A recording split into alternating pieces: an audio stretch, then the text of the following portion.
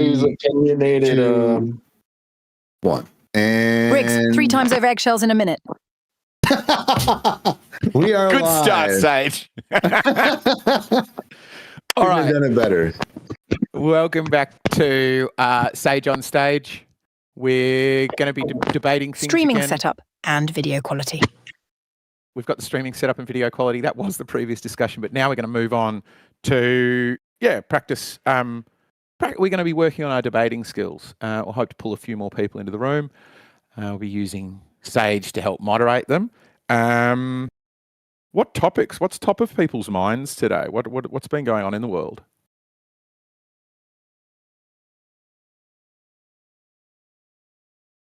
Peace and love. Peace and love. People were talking about Iran earlier. Oh yeah. Yeah. And what's the verdict with? I think the topic at that time, and I don't know if we want to go down Eggshells, this road. 3 times over lock in a minute. it had something to do with like being anti-war. Like somebody was saying that they would go to the war if they were called to it, and some people were saying, "Hell no! Like why would you do that?" And then they were talking about like what outcomes, like what are the proper outcomes you'd expect, but. Yeah, so because what are the proper outcomes you'd expect when you're attacking a place like Iran? Like, what are the sensible things? Complete annihilation? No, just like the question was more broad. Like, what do you think is going to be the resolution, kind of thing? That was one of the talking points. I wasn't there for that. I just came at the tail end. I'm just trying to give you a summary of stuff that we've covered today.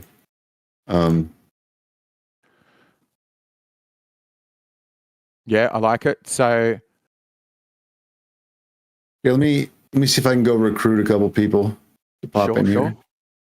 Because also some we can have some Age of the Earth debate, which is interestingly linked, right? That I don't know where you sit on this, Renee, but I often my argument I keep making to people is our arguments about the Bible used to be much more irrelevant, but now that we're back in Iran and working with Israel, the Age of the Earth is actually really relevant to modern geopolitics. Because people who think that... Go on. I was going to agree, because you're going to say it. People that think that that patch of desert basically is the Holy Land. That's what everyone's fighting over. It's over the interpretation of that scripture. Yeah. Yeah, what would it look like? How could one argue for the state of Israel except through the old books? Which I think, is an interesting topic because it relates as well to another one we might talk a bit about, which is AI and AI development and how much control we're going to be able to have over it while there are still people who stick to old books, and we've got a real godlike entity appearing. G'day, Toaster Bath. That is a great name. Well, does someone want to do the Age of the Earth debate? Yeah, Red Cloud or Locksmith or Bear, do you want to do the Age of the Earth debate? I can push back on mainstream, but I'm not an expert or a geologist. Neither am I. That's a great topic then. All right. So Age of the Earth. So we'll go Renee, opening gates. We'll have a debate for Renee and Locksmith. Do you want to open it up, Renee, with the sort of opening positive claim? Yeah, sure. I have a positive claim that I'll make about the age of the Earth being around 4.5 billion years. There's a substantial body of evidence that substantiates that claim. Outside of radiocarbon dating and other metrics that people say are inaccurate, there are other ways to see the age of the Earth, like astrology, the distance of the stars, and things like that. So astronomy, not astrology. I will be delivering astrology. Yeah, I'll be delivering evidence from those fields potentially to try to prove my claim. Nice. And I will push back on that due to the fact that there's this thing that geologists have dubbed the Great Unconformity, right? Which is pretty much billions of years missing from the purported timeline that we're presented with. And there's no explanation for it.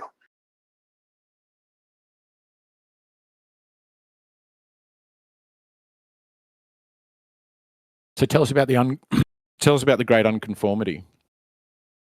Right. So if we go off of, mainstream assumptions or predictions on what we're going to see when we go look at the Earth and see if it confirms what we thought it was, we see that, a lot of the, or what we're looking at doesn't conform to what we predicted we would be looking at if, we are in fact billions of years old.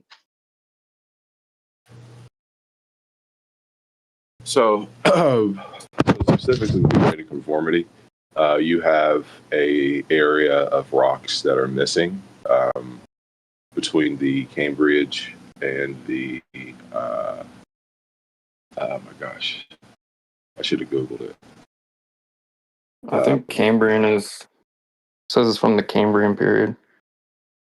Yeah, from the 1.7. I just Googled it. 1.7-year-old pre-Cambrian rocks below your feet, and then there's a missing layer of Cambrian rocks directly above. That means 1.2 billion years is absent. Those things are accounted for essentially by like figures. Like there was a time of Earth that was called a snowball Earth. All of that strata and stuff essentially was like ice and glaciers and things like that, and it didn't compact and conform like the other layers. So there are answers to the Great Unconformity, but outside of that one variable, there's a very consistent layering of the Earth that shows that it takes a substantial amount of time to be able to get to these different depths, essentially, of the layers. So you're saying it's due to snowball Earth? There was an ice age, which That's one of them. Okay. Yeah, so snowball Earth was like basically the whole Earth was like a giant like glacier, essentially. That was like 600 to like 800 billion years ago. That range, right? And that that aspect, like glaciation, it grind away and scrape away a lot of the rocks, and then you have other things like you can have like the plate like the tectonic like uplifts and stuff like that, like pushing things up and down, breaking them and disassembling them, and then that's kind of two of the ways that you could naturally explain that missing area. I mean, it definitely sounds plausible. This is like the retroviruses again. I don't have like So your side is that, so as I understand it from what you've explained, and I think I've looked into it before, is you get like stratification of fossils where the older is deeper and it goes up and up and up through the years. And then the case, isn't it, this unconformity is then worldwide, that record seems to stop being written. And then the next layer you find directly on top of that is like a billion years later. That's the gist, right? Yeah. Yeah, around that. Yep. Yeah. So you have a massive amount of things that were destroyed essentially by the processes of the Earth. But that's the thing. It's like so like that claim alone, right? That doesn't give me to 4.5 billion years. Claims that get you to the actual age of positive claims are things like zircon crystals. Zircon they've crystals. aged those to 4. Yeah. Yeah, right. So, and how do you age a crystal?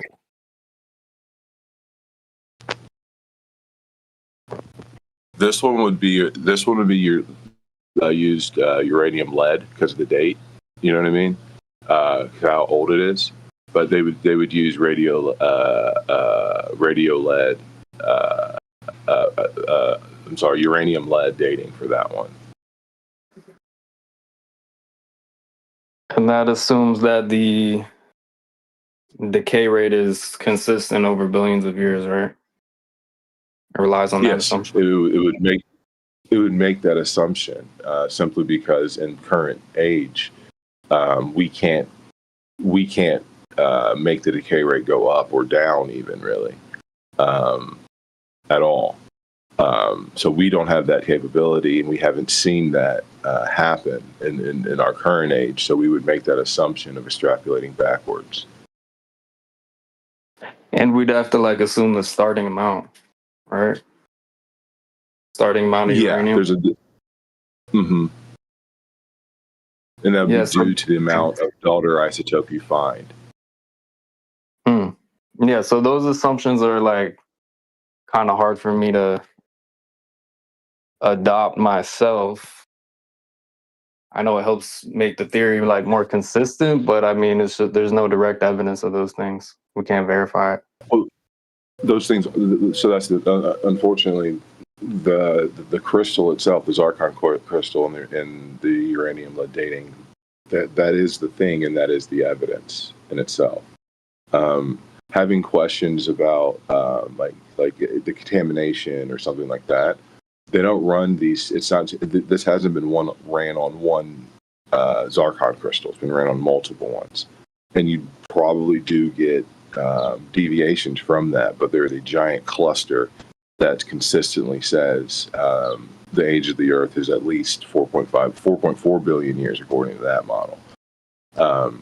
And also, you can look at the distance to the stars. If you reject my claim of the Earth being 4.5 billion, do you have a claim of the age of the Earth?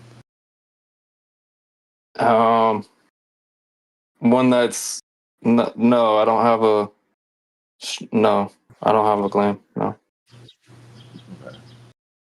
Well, so outside of questioning, and rightfully questioning the experiment, what's wrong with accepting the result of the evidence that has been left here by a creator?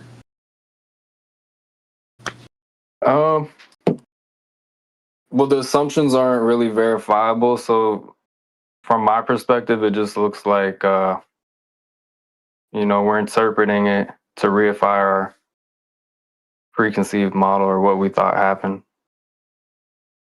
Well, something coming from nothing. I would say our preconceived model was that the Earth was way younger, and evidence was coming up that would break that preconceived model, and then we came to a range, and then we've consistently been able to purport that range through different fields of study and sciences. Oh, okay. I mean, the preconceived, like the original preconceived model is like what somebody like a Bible creation origin. Potentially, right? That's one of them. That's one of them. You had people saying the Earth was like hundreds of millions of years due to the salt content. People were looking at different variables and trying to find out how did we get to this point with naturalistic processes. And we came to the best conclusion of this with our studies that led us to our conversation about the layering of the Earth. And that study is so consistent, essentially. It's included in the grand synthesis, which is what people colloquially call evolution, to where on the lower layers you see simpler life forms, and the higher up through the layers you get more complex. That shows variation in genetic diversity over time. Yeah, I get you can infer that and you can interpret, things through that lens, but to me, there's no direct observational evidence for any of these claims. There is. Like the starting amount of uranium, that the decay is consistent, that, one species can turn into a different species. We have no direct observational evidence of that only We have observational differential evidence of all the things that you just said. We have speciation, not in highly complex organisms, but in bacteria and things like that. Lesser organisms, essentially, if you want to call them that. We have all of those things. Those things have been documented. There's papers you can read about it. You have the production of new features within these creatures. One of them gained the function of being able to digest. Oh my gosh, it's that synthetic shit. Not silicon. Nylon. It became it gained the ability to digest that through mutations and through natural selection. that an enzyme could digest nylon. The bacteria developed the ability to create the enzyme essentially to digest nylon. Yes, I think it's nylon. I hope it's nylon, and I'm pretty certain it's nylon. I don't know, and that's conclusive that evolution is fact. It's not conclusive, that one thing in itself. It just shows substantiation to the theory. They're saying that this one thing was hanging around, and then over time, it's like, oh, I'm gonna make this other chemical, and it eats nylon because nylon's around now because man made nylon. So the thing is, Barry, is that like if you don't prescribe agency, like intelligence or anything to evolution, it's very easy to swallow. And it doesn't even say that God doesn't exist, right? But when you apply agency to it, that's when you get a bunch of confusion. Essentially, evolution is the process to make sure that you have kids that can have kids that can have kids. That would be the only agency to purport to it. Everything else is almost like a social comment, more than actually speaking on the science and nature of evolution. I think if it made something that dissolves nylon, I guess it probably already made it. They just frickin' discovered it. That's my guess. So nylon is something that is an artificial substance. It doesn't exist in nature, right? So that's why it's pretty remarkable. I understand that, but I'm saying it probably always had stuff in it that could dissolve nylon. They just found it, not like it all of a sudden started making it. But whatever, I don't know anything about it, so I just. You don't have to know anything about it to realize that if it's an artificial substance that doesn't exist in nature, why would nature have a way to dissolve it? Directly there's plenty of things in nature that can dissolve shit. They didn't do it because of that. I mean, come on, dude. Like salt water breaks down shit, and it doesn't. But I get that, but it doesn't break down nylon. It doesn't break down nylon. It didn't start making. It didn't start salt water, and we're like, oh, I'm going to change because I can dissolve both. Like, no, it just happens to do it. Mm-hmm. They figured out, and then they make up some bullshit about it freaking evolving to do it. I don't buy it. So when you say make up bullshit, is what they do is gene sequence them and show here is the mutation that allows for the nylon. So it's how they make up bullshit. They actually retest their findings. That's my freaking guess. My freaking gut feeling. They love making up bullshit to back their model. Hey, it's all right, man. It's fine. I'm not in here to argue about it. Just no worries. Oh yeah, you are. But when you make poisoning of the well statements like that, I would say you should expect a bit of retort from the other side, because I can't allow you to poison the well and make a claim that this is bullshit. Don't allow me to poison the well. But yeah, so I don't know. So if you drop humans in, if you take humans from the tropics and they're used to building their huts out of palm fronds and whatnot, and then you drop them in, the Arctic, and they start building igloos. I mean, they're just still doing the same thing, just with different materials that they have in their environment. It's not really Okay. evidence of different species. That would not be evidence at all of different species. I agree with you. And remember how I said that evolution, if we just speak about having kids and those kids are our ability to have kids, and we stick simply to that, what you just spoke on are social constructs, essentially. But that would not lead to what you're talking about. It could lead to speciation, but the human birth rate's rather low, so it doesn't do something like that. But in a creature like a lizard or like an insect, you could see speciation happen with those types of distances and environmental changes.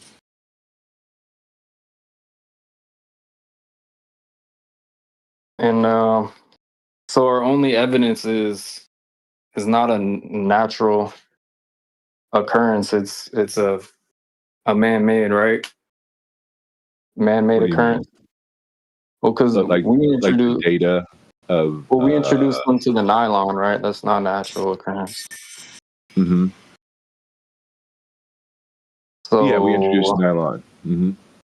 right, we're trying to determine and kind of nail down how this happened over billions of years, just naturally. Mm-hmm. Not that so when you say the only evidence we have is just some enzymes digested the plastic, it's like we don't have any direct observation of a species, a fish turning into a dog. So, And the so dog. we have things that are called transitional fossils, and we do have fossils of fish turning into land animals. We have fossils of a land animal turning into a whale. You have all of those. You have everything that you say we don't have. We do. They exist. They truly do. Okay. I mean, that's interesting. The whale one's really cool.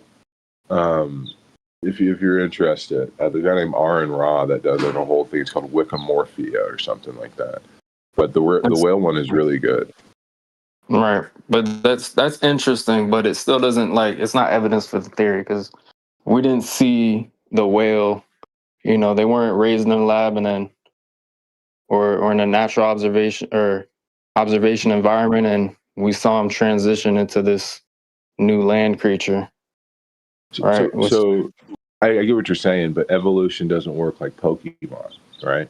Right. You're going to get slow body changes, and that's why it's the conversations about time, Right. over time. So we would not ever rationally expect to see something like that. Right. Evolution doesn't purport that to be the case. What they would purport is, over a vast period of time, you're going to see this animal, this creature, morph physiologically, Right. especially in the whale, to its environment. Yeah. So that's what I think the sneaky part of evolution is. It kind of bakes in that billions of year time claim, so we can never falsify this theory.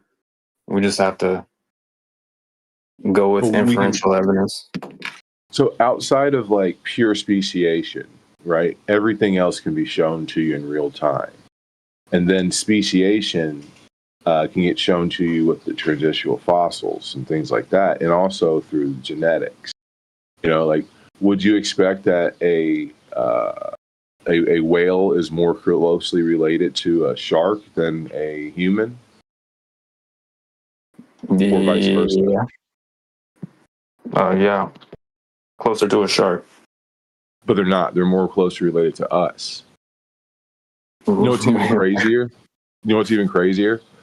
A fish is more closely related to us than they are to sharks. And that's due to where they branched off as species. To me, that's more. That's evidence against evolution. No. It speaks directly towards the progress that we've found in the fossil record. Tiktaalik, basically a four-legged fish that was on land. Yeah, Hey, so why you we're- got those legs for? Aren't you a fish? Hey, you sure axolotl questions. So you're okay. So you're telling me the whale? Okay, because the whales are mammals. Yeah, whales are mammals. Okay. They're genetically they're more closely related to us than they are fish or sharks. Yeah, I don't know. I don't know. That speaks of Here's another evolution to awesome. me. Here's another awesome link to evolution. Who do you think are more closely related, humans and chimpanzees, or chimpanzees and gorillas? Well, it sounds like a trick question, and I got the other one wrong. So it's probably chimps are more closely related to humans than gorillas.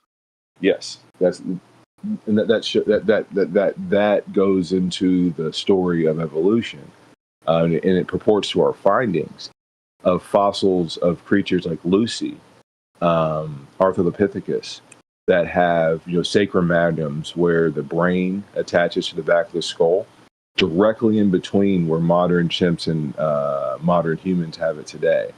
You have a system of upright walking, bipedal, but you still had tree climbing arms essentially attached to that creature. So you see these transitions from one form to the next, and then you find another creature later that was more similar to modern humans than Lucy was. And over time, you get to the. No, I was just saying we're presupposing the transition, though, because to me that's just evidence of an intelligent designer creating different animals. And the difference is that if I grant you that miracle, you say you have to grant me a miracle to the Big Bang, right? The problem is that there's evidence that this is an intelligent design. That's what we're talking about on endogenous retroviruses. Those things were never in the design of our DNA. They were inserted by that process we spoke of later.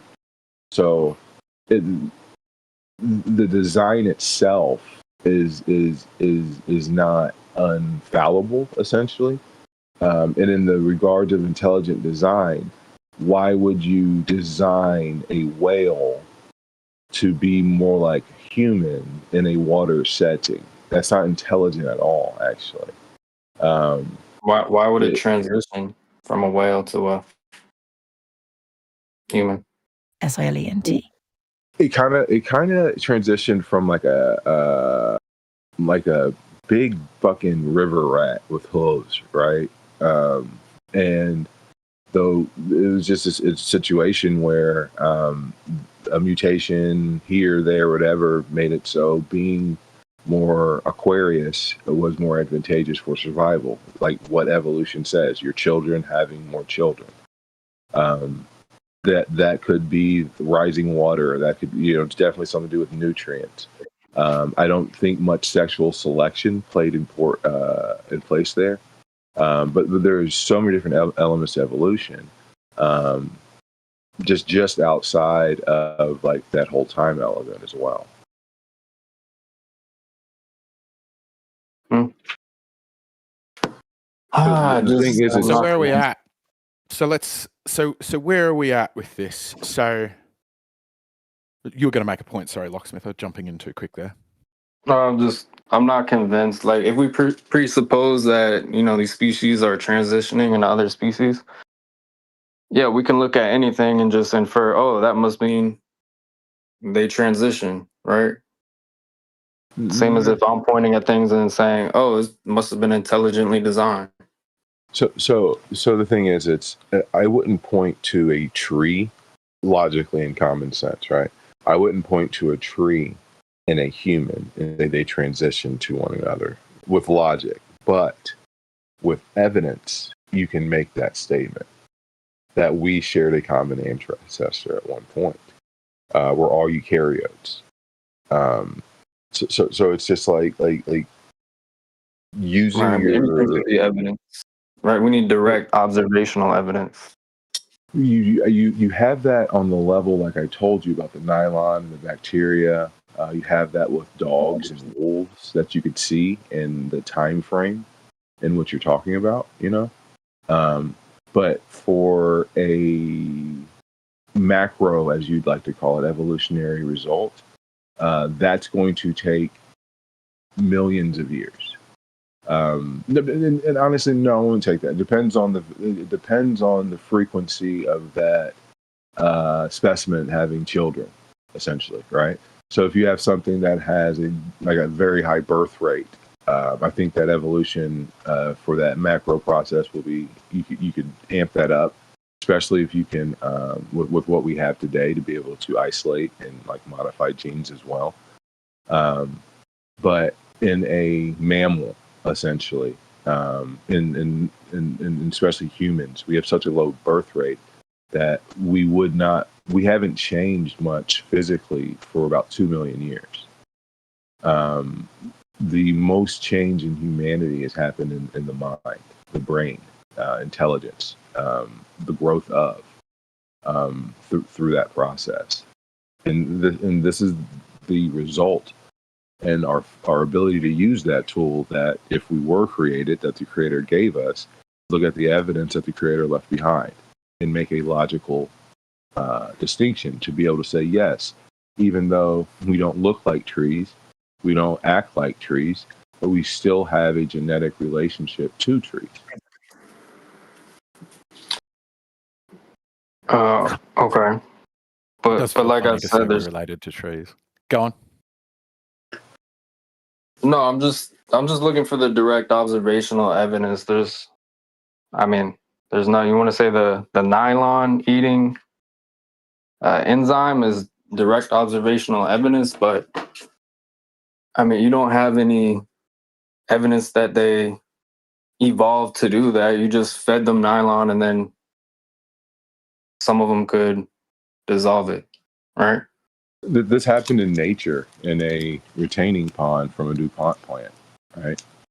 It was not even anything that was tested prior to the discovery of. That's what I'm saying. So that's the thing. It wasn't like the scientists were sitting around trying to make a superbug, you know? This was something that in nature, there was a mutation, and within that mutation, that creature found a food supply that no one else could utilize, which is an extreme advantage, but it's a specialization. Outside of that food supply, it couldn't get other foods, essentially, like the other ones could. So if the nylon went away, they'd go away. So, like at the end of the day, it's an advantage to an environmental circumstance. But that environmental circumstance could change, and then that mutation would then be a disadvantage. All right. And then if I make the claim that, species grow after their kind, things grow after their kind, we don't have any evidence to the contrary, like actual direct observational evidence. So when you say kind, right, that's the Bible word, right? Yes. So like, what does that mean? Like what does that mean? When a dog reproduces with a dog, it's safe to assume it's going to produce another dog, right? We haven't seen a dog reproduce with a dog and out comes a fish. And remember when I said that evolution is not Pokemon? Yes, you made that claim. And that's what I'm saying, though. So at no point would we expect that outcome that you're talking about. Well, I thought it was random mutation. It is random mutations, but they're small. Yeah. And that's literally why the whale is awesome. You can see these creatures like lose their hip bones. They didn't lose all of them. There's it's basically a vestigial organ structure now. There's a lot of attachments for like sex organs that like you need. But the supporting of the hip and the foot and the weight on like all that stuff, you don't see that, but you do see in these creatures that we found that were transitional, you see the hip bone and you see it getting smaller and smaller and smaller over time. And even today, you have certain whales that are born with mutation, and dolphins even, that have those flippers that would be where the hip bone is. So now there's a hip bone.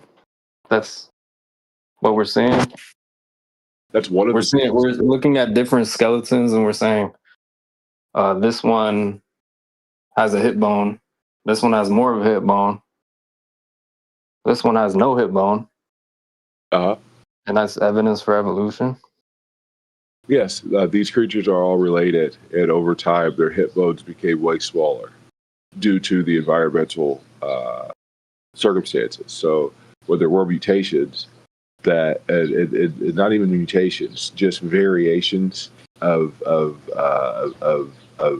expression, essentially. Those are the things that were more advantageous than the other features, and so over time, you saw new structures forming in these creatures, and you can see that by the hip bone going away and stuff like that. The nostrils. There's skeletons of this thing. When the thing first went in the water, it was like I said, like a big river rat. So its nose is up front. You have skeletons of the nose being in the middle, and then you have skeletons to where they're back to where the modern whales and dolphins have their blowholes. All right, but we're not directly observing this river rat go into the ocean or go out of the ocean. We're just looking at these skeletons and inferring what must have happened to confirm our hypothesis. We do the same thing with religion as well, right? Sure. So they're equally as valid, is what you're saying. No, I'm not saying that. I'm saying it's the same level of faith you need to place within the way that you verify that the Bible is a book that is real. Okay, so we both have a religious belief, is what you're saying. No, I'm saying that if you would apply that same process to this, what's been offered to you is enough intellectual evidence to come to a conclusion that would lead you towards what is purported by reality. Well, to me, they're equally valid explanations, right? If you don't have any direct observational evidence for your claims, And you don't either, right? Exactly. But I have evidence, though. This is the thing. This is the difference between religion and science. There is a body of evidence that substantiates, purports it. What religion, specifically Christianity, only has is a book that's been manipulated and translated in different languages over time, something you don't like either. But it exists during there, too. And over the course of that time, that book has evolved. Well, from what you presented, there's, a body of inferential evidence or indirect observations that we can, make inferences with and confirm our hypothesis, right? That's the same as, religious people, the Shroud of Turin. Oh, this must have been what he was wearing. We can speak towards that. That's the Shroud of Turin is not a shroud of Jesus Christ. I'm just bringing up how it's equally. No, it's not, because when I show you these fossils and I make claims of the age, the date, the relationship between the two, you can only say no, it's not. But when you make the claim of the Shroud of Turin, I can make the claim of the age and all this other stuff, and then you may not like the evidence of it. But at the same time, I can actually test your claim. Well, I'm not hand waving direct observational evidence, right? I'm hand waving indirect observational evidence that you can use to, make inferences and confirm your hypothesis. That's kind of different. I would say that, but I would say that methodology isn't utilized in anything that I was discussing. Everything that I spoke about was direct. Well, I mean, you admitted that you didn't see the river rat going into the ocean or coming out of the ocean, right? That's only because we didn't live back then, and that's why I brought up you have the same confirmation ability to confirm that for religion. Yeah, take that's what I'm same saying. Level of intellectual honesty and take it to the evidence that was given to you. Well, that's what I'm asking you to do. Like, I already admitted, I got a religious belief, but you won't do the same. Because I do not have a religious belief. And if I did have a religious belief, it wouldn't be what you're trying to label as scientism, which isn't anything other than things you don't like to hear that make you think Sky Daddy's not real. Well, you told me to keep the same standard, right? But you don't want to keep the same standard I am for keeping the your same standard. indirect evidence. So remember earlier I said that I haven't purported any indirect evidence. I've just purported to you direct evidence. No. Yes, I did. You didn't. I did. No, I you said didn't that to you. observe the whale changing into the river rat. But You we looked at observed the skeletons, skeleton. We and then observed the you skeleton inferred what of it. must have happened if your Oh, hypothesis so you're was talking correct. about the inference made from the evidence that was directly found. The inference, then, It was what we're not direct. inferring. Right, it was not directly observed. Right, we're looking at a skeleton. We're still in the same place of you can still use the same standard of intellectual honesty that you use to prove religion being real. Yeah, that was my point. I have no there. problem with that standard. Saying my belief is religious, right? You're the one who has a problem with saying your belief or your belief. No. I'm not asking you to say your belief is religious. I'm asking you to use the same level of intellectual honesty that you verify the fact that you weren't there when Jesus was killed. You weren't there when Jesus rose. You weren't there when any of this was written down, right? Right. That's all I'm 100%. asking. I'm not asking for you to claim it to be religious. I'm 100% on board. I'm just asking you now to do the same. And I did, and I told you the result of that. Just because I say something that you don't want to hear doesn't mean that I didn't do what you asked. So you're keeping the same standard, right? You have no direct observational evidence for your claims, right? It's just a religious belief. I have given you. I don't have any direct observational evidence for my religious claims. It's a religious belief. So I've given you direct observational evidence to my claim. No, you didn't see the river rat go into the water. So what we're talking about is the inferences upon the different. direct observational evidence that I've delivered to you. Like what I'm inferring from that direct observational evidence that I gave to you. That's what you're talking about. Is that a correct direct statement? Observational evidence would be you observing the river rat go into the water and then turn into a whale. Right? You don't have that. You have a Can you tell me how in reality, right? In reality, how would one do that? Would they go back in time? That's the point. It's unfalsifiable. You can't. Okay. So it is falsifiable. You know how it's falsifiable? With genetics. And you would not show me the millions of years to perform. No, not with genetics, because genetics fast forwards to the end. And that's honestly the beauty of Darwin's discovery.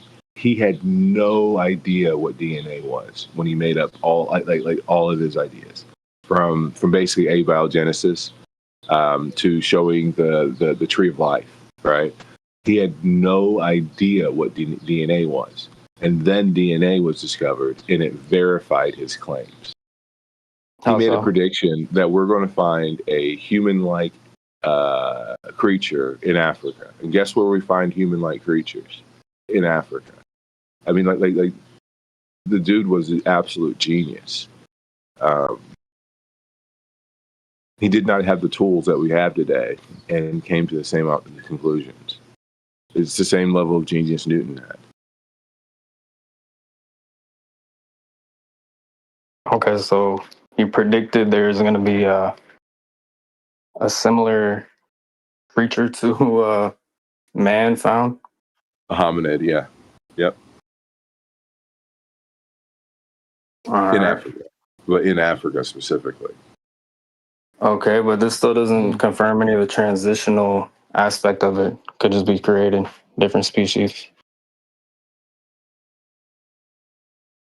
And for the level of confirmation that you're seeking, there's no way to deliver you that, and that's why. And that's my point. It's unfalsifiable. That's why I brought you. Claim, right? That but everything else that I spoke of, can be right. And then I asked you to use the same level of intellectual honesty that you take towards religion and apply it towards this case. And now you want me to say that I have a religion.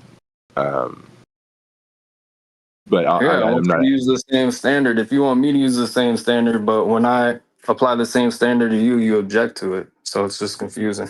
No, you're not prescribing a standard to me. You're prescribing a. And I'm not asking you to adopt my belief. You're presenting your belief, and I'm just saying there's no direct observational evidence of it, right?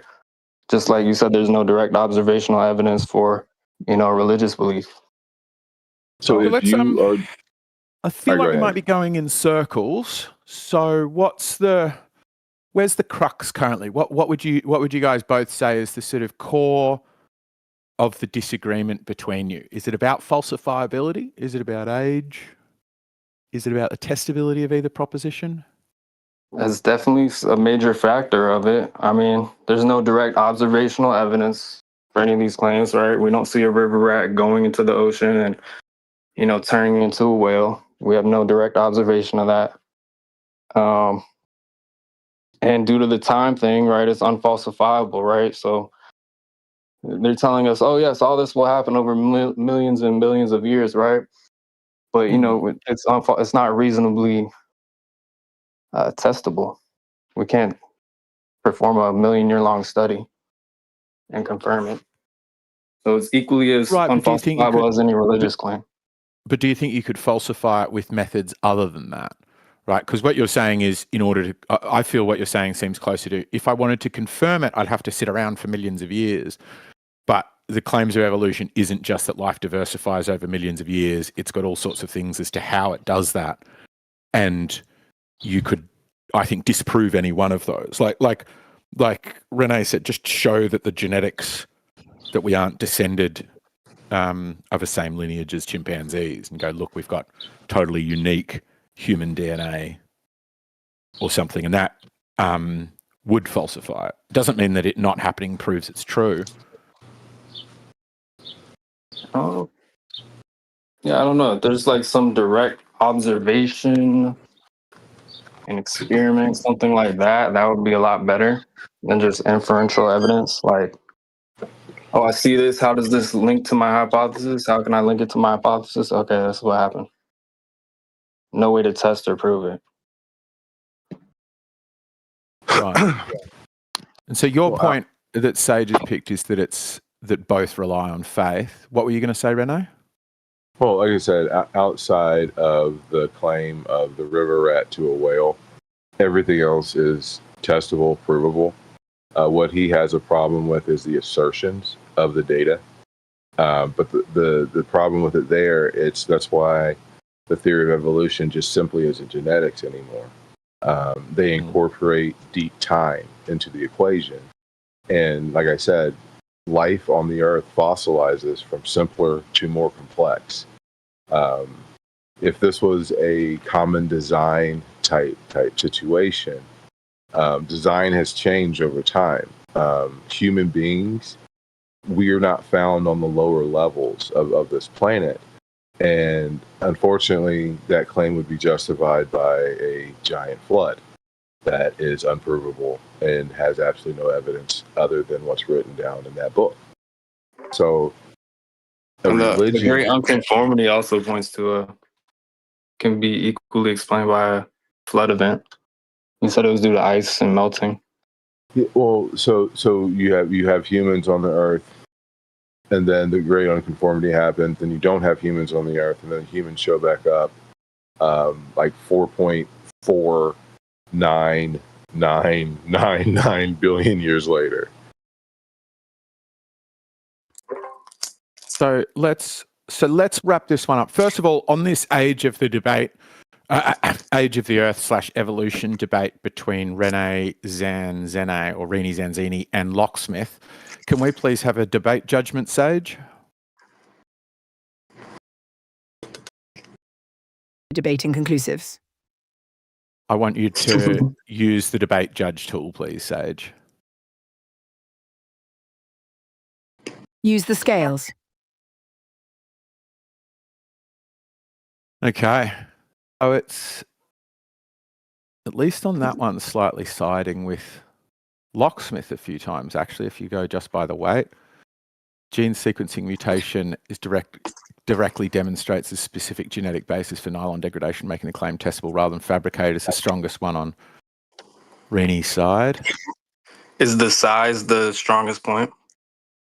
That's what it's meant to be. We'll That's see nice. how well it's managing it. What are people's thoughts? I'm gonna assert victory. Of course. I think that that the understanding of falsifiability is the question here, and I don't think that was what was addressed by Locksmith. There's a whole lot to evolution, and as Eggs pointed out, you could falsify all kinds of different parts of it, and that has yet to happen. That hasn't happened. But if you don't know how falsification works, then you're going to have a hard time addressing falsifiability. Well, when I attempted to falsify it, I said you don't see a dog reproducing with another dog, and out comes a fish, right? Well, then we introduced the unfalsifiable variable of time, right? Oh, you just need billions and millions of years to see it. It's there, trust me. Right, but that's not a claim of evolution, and the requirement of time is falsifiable, but you haven't falsified it. It's not. Well, I would need millions and billions of years, therefore it's not reasonably falsifiable. No, that's not true. So okay. The reason it's not true is because it hinges on things other than, first off, the dog becoming a fish is not a claim that evolution makes.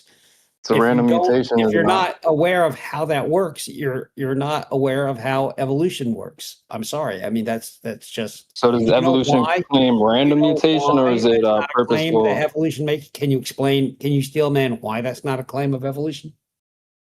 Well, okay. Well, I was under the impression that evolution claimed that all these variations and transitions are due to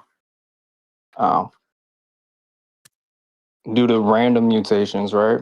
Yep. Hey, Locksmith, how many mutations do you think it would be needed to turn a animal from a river rat to a whale? How many? Like 2, 3, 4? How many do you think? Well, if it's random, there's no set number. It could happen on the next one. It could happen on the next mutation.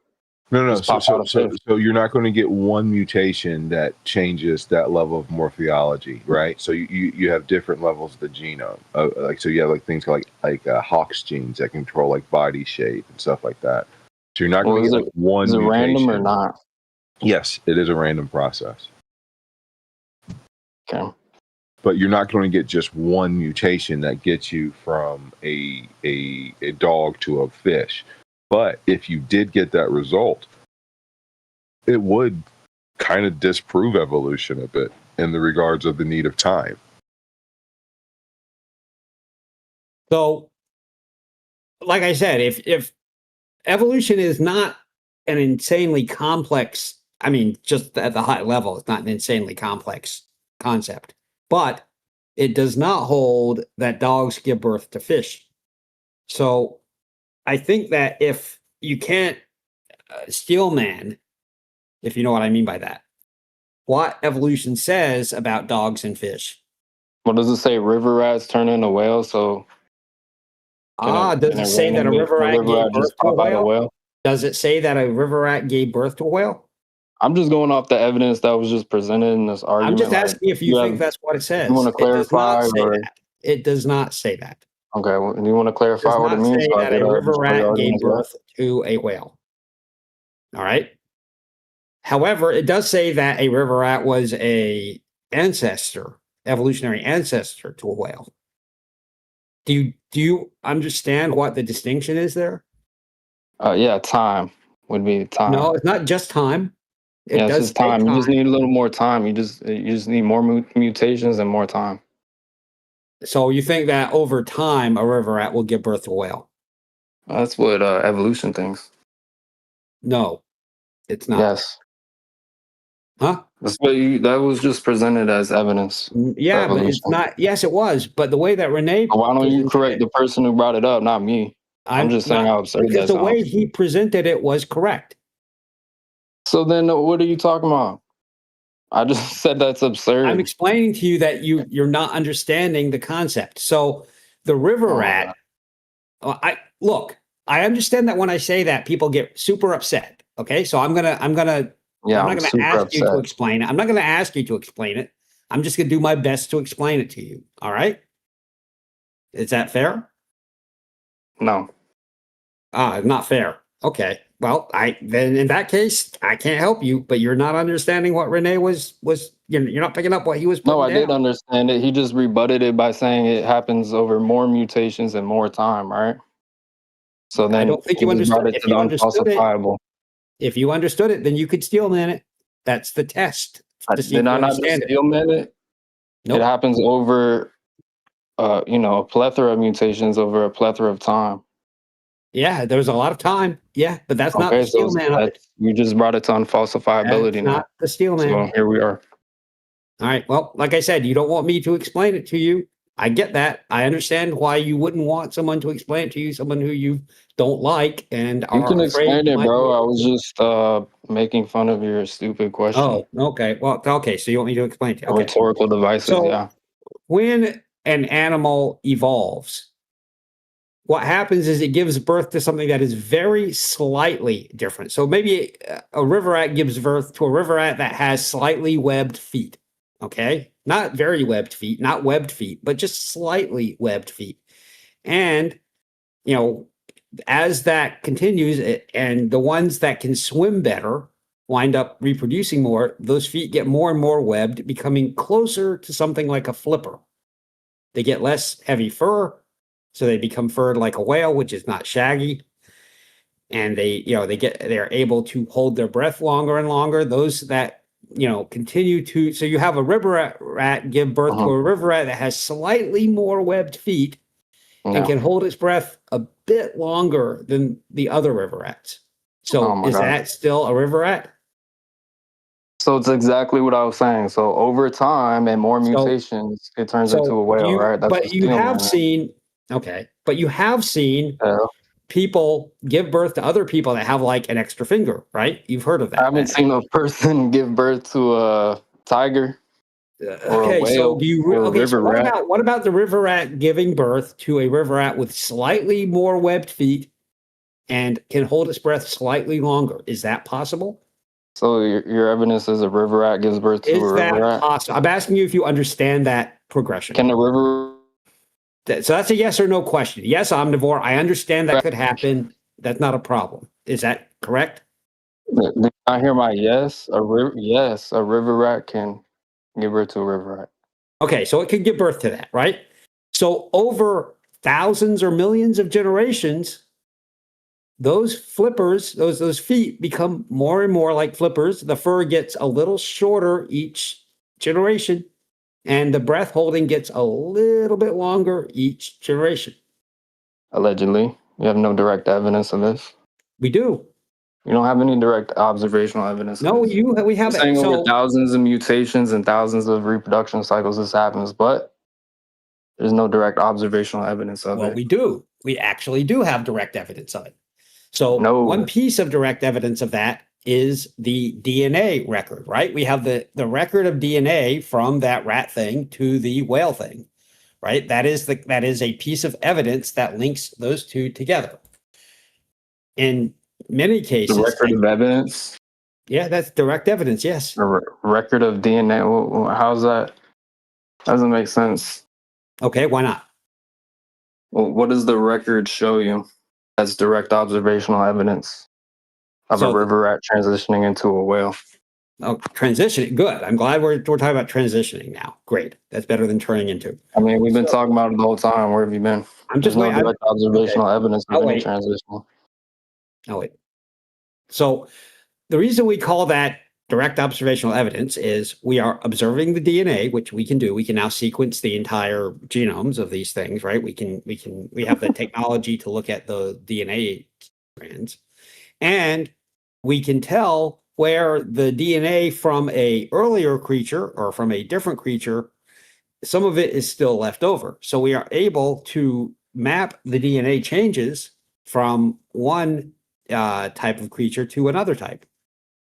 So you can make an inference that supports your hypothesis. Got it. Well, we have a prediction. Evolution makes a prediction that that is what we would see. And then when we see it, that's not a post-diction. That is a prediction What's for the formula for this prediction? for which we gather the evidence by direct observation. Well, how could you predict something that's random? Because we predict that if it happened, if evolution is occurring, then we should see evidence in the DNA records, in the DNA sequences of earlier creatures becoming later creatures.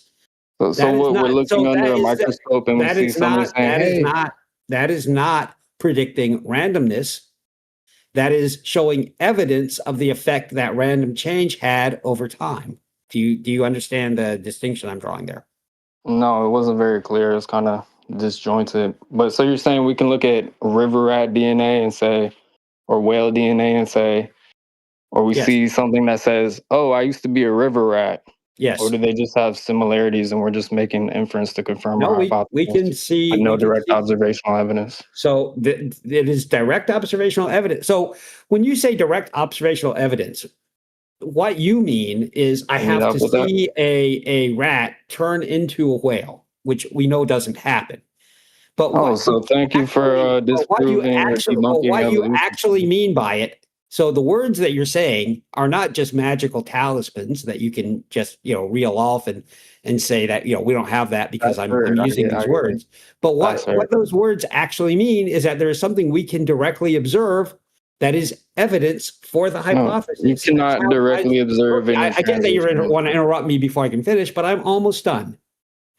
So this is actually the prediction. The hypothesis makes a prediction that we would see this in the gene record, and then when we go and look for it, we find it in the gene record. That is how science works. No. What's the hypothesis? What's the hypothesis? The hypothesis is that one creature within a clade, I think is the correct term, evolved to other creatures within the same clade via the process of random mutation, which can be tracked by changes in the genetic structure.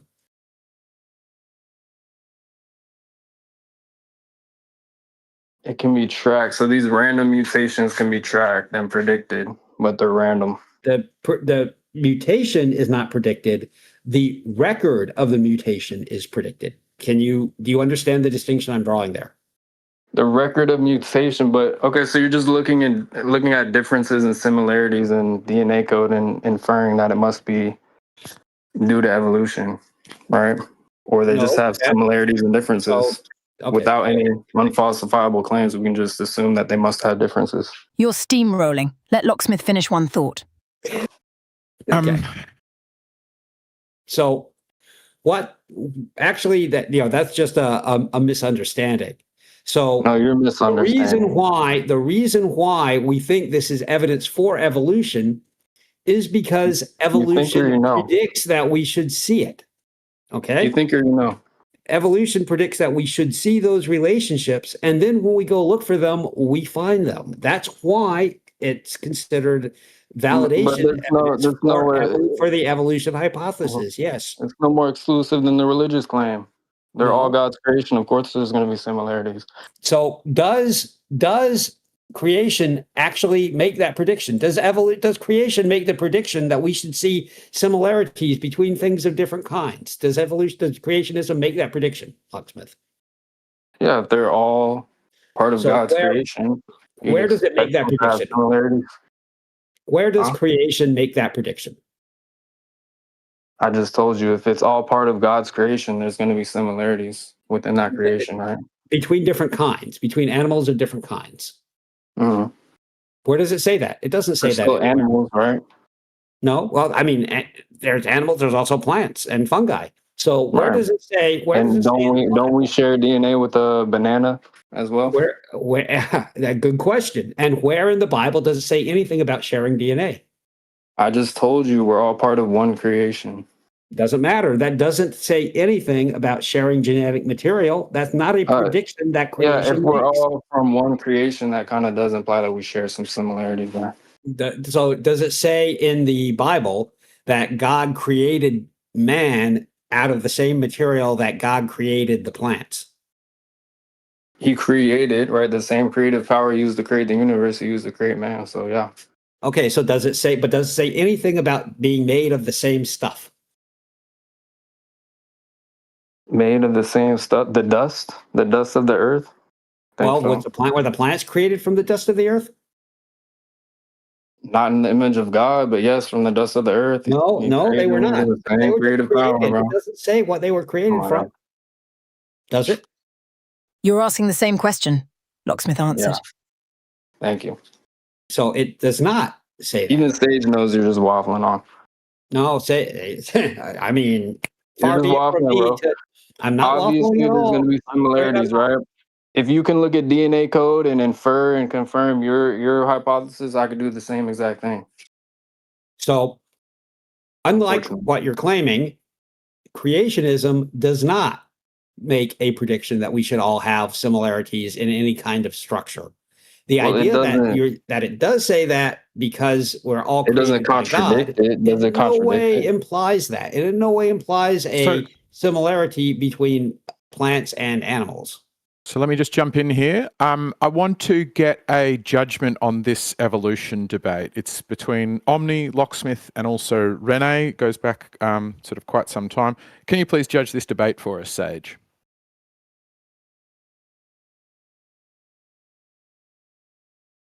Could take her a minute. The discussion was lively and covered significant ground regarding the evidence for evolution and intelligent design. However, the participants' communication style often devolved into interruptions and miscommunication, detracting from the potential for productive dialogue. Right. So then individual notes, she said, clearest thinker, it's given to Rene. Rini, do you mind that I always call you Rene? Demonstrated stronger reasoning by providing specific examples of transitional fossils and genetic evidence. All of you, the group is failing to engage with each other's points constructively, leading to circular arguments. Locksmith, while you challenged the claims of evolution effectively, your frequent interruptions hindered the flow of the discussion and made it hard for others to follow your arguments. Rene, you provided solid examples to engage well with the counter-arguments, but your sarcasm at the time distracted from the conversation. And Omnivore, you attempted to clarify the misunderstanding about evolution, but could improve by focusing more on listening to the opposing views before responding. I think if we look at the record of interruptions, we'll discover something other than that. Yeah, it's on the board. You're both rating similarly on the board here. I can see that you've got 43% talk time, and it looks like about, a smaller portion than Locksmith is of interrupting. But I think it's pretty good. Any final thoughts? I think we can move on from the evolution. We've given it a good hour. Any final parting thoughts from anyone?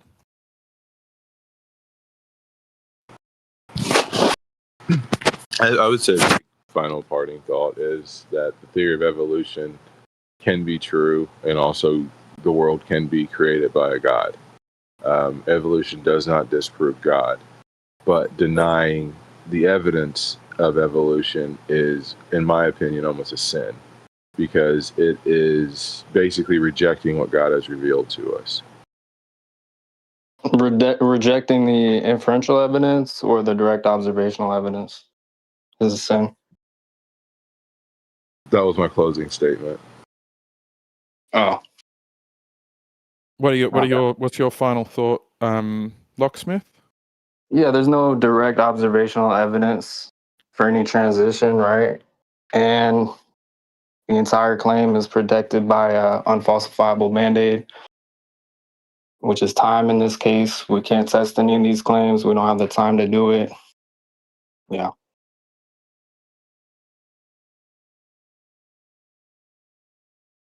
Okay. And final thoughts on the evolution bit, Omni? I think that there needs to be acknowledgement of what evolution actually says rather than attempting to straw man it. River rats don't give birth to whales or turn into whales. They transition to whales over time, making very small changes.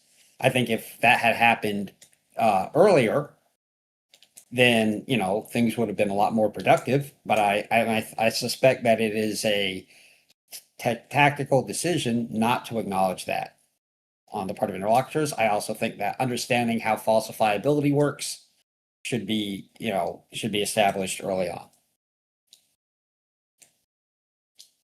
All right. Nice. All right. Now from the peanut gallery, any thoughts before we move on?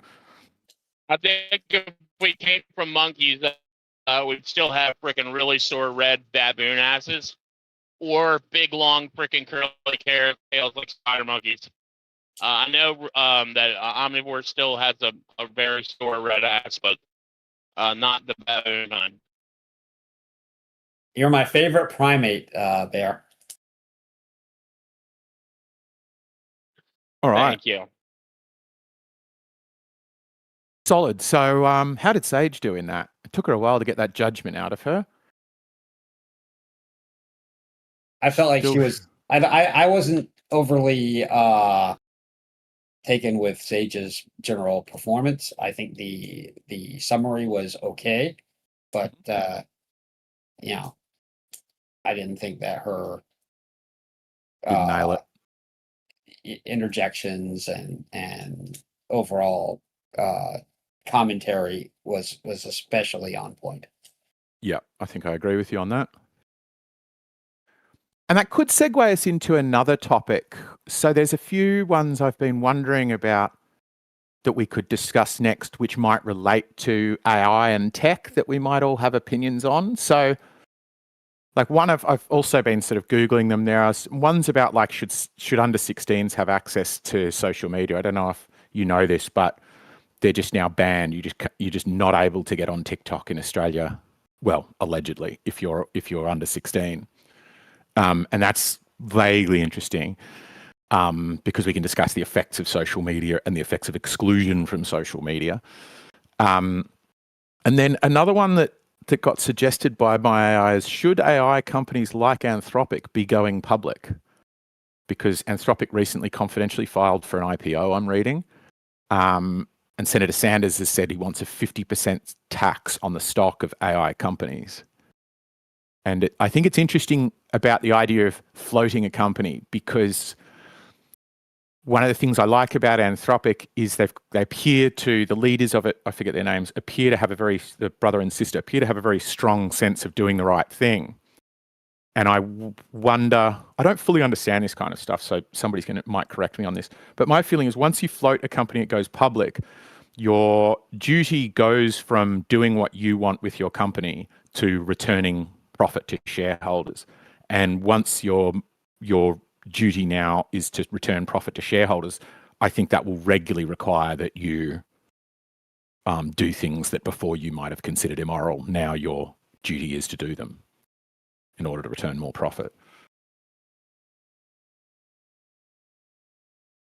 Does anybody have any thoughts on the sort of floating of AI companies or any of those? They're not, it doesn't seem like they're getting very...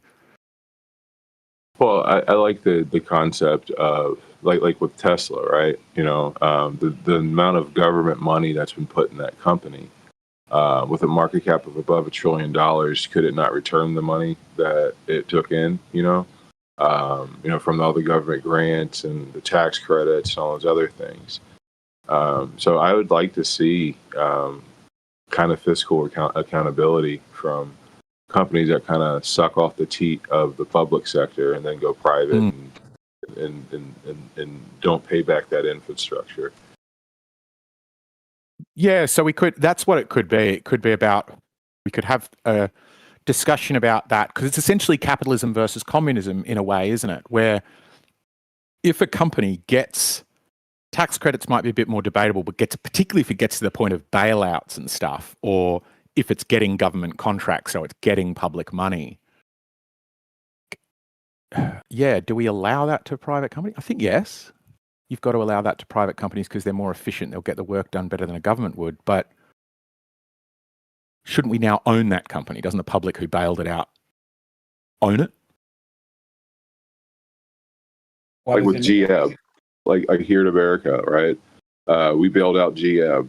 But if you had a car that was still under lease, after that bailout of tax buddy, you still owed that buddy for the car that you had to release. Do you know what I mean? It's the system is socialism for the rich and capitalism for the poor. And I think that if we apply the actual aspect of the taxation part of it on the higher end, I think that we'd have better outcomes with our governments and our societies. I agree with that.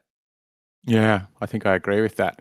But it's still worth discussing. So would that, I guess the next question we could have, if we agree with that, what's stopping that from happening? Why are we so consistently just getting...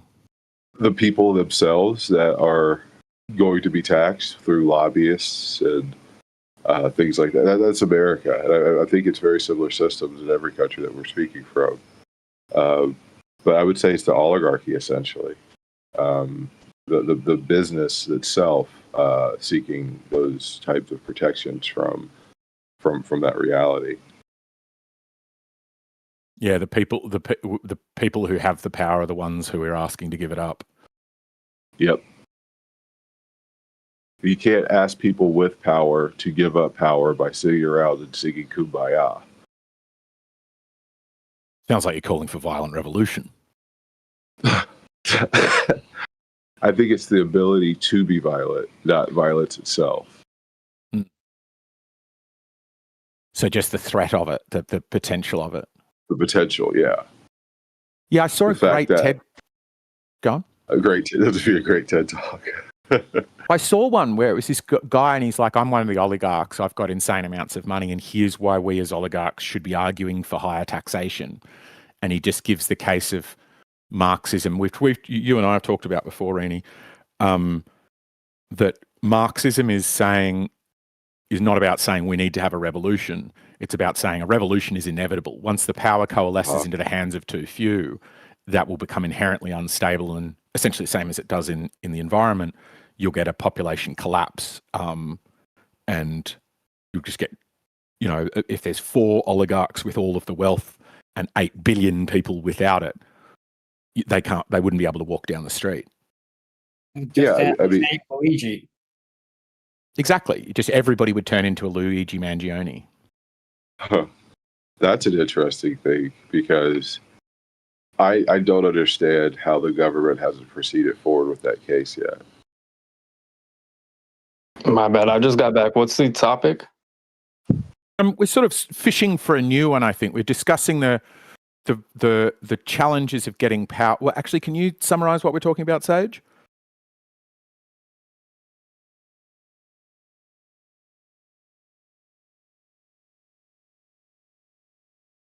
Are you working, Sage? Okay. Or you might want to think about having like a hotkey you can press that'll just automatically do it for you. I agree. I think he's going for the full hands-free, going for the Jarvis. He wants the glasses. I want her to really just get to the point where she can see we're fishing. She can hear this conversation going like this. And she goes, I know what. Here's where we're at. Lands us back into place somewhat autonomously.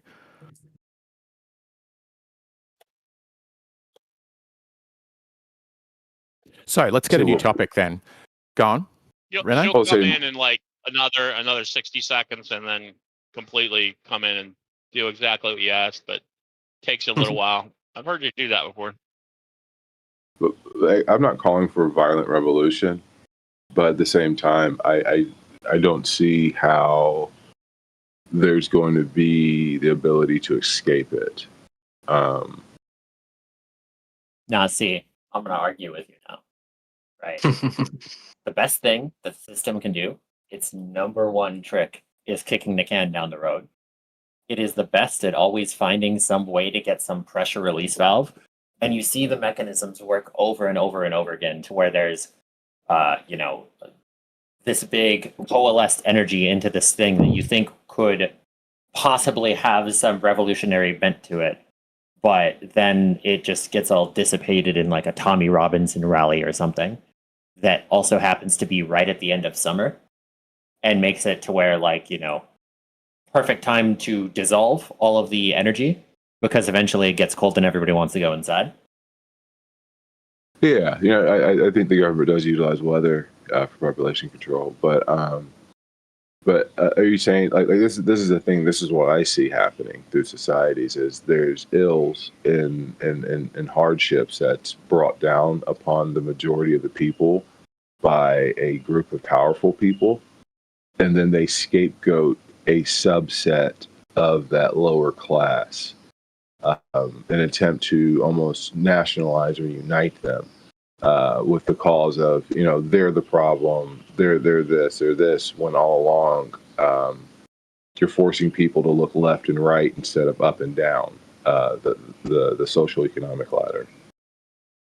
Yeah, so there's a couple points. One is that if you took people from like 50 years ago in America and had them look at the state of today, or look at like World War II soldiers that are like, oh, hey, we're fighting for this one thing, and then they look at the way that like UK and US is today, they'd be like, yeah, this was horrible. This is something that we would actively fight against, and this is not something that is acceptable for us. But when you do things incrementally, it's this level of boiling the frog to where there's nothing like ever too egregious happening at one thing. But then when you accumulate 1,000 not egregious things, it all of a sudden becomes completely unacceptable. But because you accepted one step, it almost makes it to where it's like, you're the unreasonable one if this one little isolated incident or this isolated overstep is the thing that causes you to like chimp out and start a revolution. So that's one of the aspects. I wouldn't say like Che Guevara chimped out. I wouldn't say Mao chimped out. I wouldn't say any of these individuals did that and they all started revolutions. The thing is, it's if you want to just associate violence to the more primitive aspect of our nature, that is what it is. But violence is a tool, and it's a weapon that's utilized against people that seek change. You see that all throughout history. You even see it in your religion narrative. So the thing is, it's not about chimping out. It truly isn't. It's about literally having a actual evolved way of thinking and equaling the playing field. If they have an asymmetric advantage over you due to the fact that they have the monopoly of violence, taking that monopoly away is the only way to equalize the playing field on what you can discuss. Very similar to our situation with Iran. Yeah, I feel like there's a little bit too much getting caught on the like whole chimping out thing. Like it doesn't obviously violence is justifiable in certain positions. I would say it's like it's not only that the current metrics in power have a monopoly on the force of violence. Their strongest weapons are soft power skills, like media, like schools, like social media. TV shows, et cetera, like these things paint people to, these things paint it to where if you are the person who is, you see a rightly unjust leader and leadership involved that are doing insane things, it doesn't matter even if you could technically win, like your own people are going to be against you. The same people that you're trying to save are going to piss on your grave and laugh at you. That's exactly the challenge that Jesus had, right? That's the thing. It's when you speak to Christians and they speak of these things, they never truly ever honestly hold the narrative of what would Jesus do and we are followers of Christ. What they do is they pigeonhole little aspects of it, like I don't like gay people, and the Bible says I don't have to like them, and I don't have to feel bad about that. Or I think that there is a separation in the races, and I can prove it. And black people are just a result of the mark of the sin of one of Noah's kids. But like these are the results you get with that type of thinking, instead of having a realistic view of reality, and accepting just the evidence. Like I said, God revealed these things. If you want to go the creator route, everything that's purported for all of these proofs of the shape of the earth, age of the earth, evolution, these are things that were evidences left by God, if you even believe in a creator. that's a little bit of a pivot. One thing, like the whole, yeah, I'm just not going to go deep into the weeds on that thought, but just more to the generalized point that you're trying to invoke is that, like, there's not strictly like a revolutionist thought in terms of geopolitical lenses innate to Christianity. It's like, basically just follow the law. Like, that's a revolutionist thought that was innate in Christianity with verses and scripture and everything else to back it up. Yes, there is a very extremely revolutionary thought to it, but not necessarily in this geopolitical lens. It isn't a geopolitical lens, strictly. It's about taxes, right? So render unto Caesar what is Caesar's? Yeah, that's the government. I've always interpreted it as if God is eternal and God is all-knowing and God is everything. It's a statement saying, look, give to Caesar what's Caesar. What does Caesar own now? Nothing. What does God own now, according to the Christian paradigm? Everything.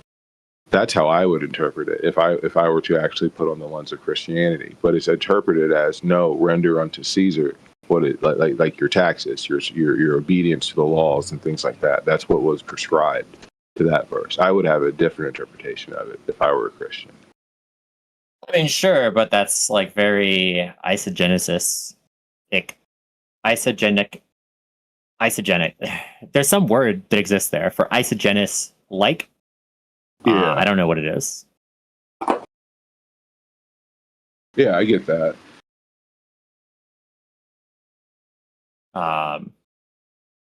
What's the argument? In general, it's also ask Sage. Currently, what is Sage? What is the argument about currently?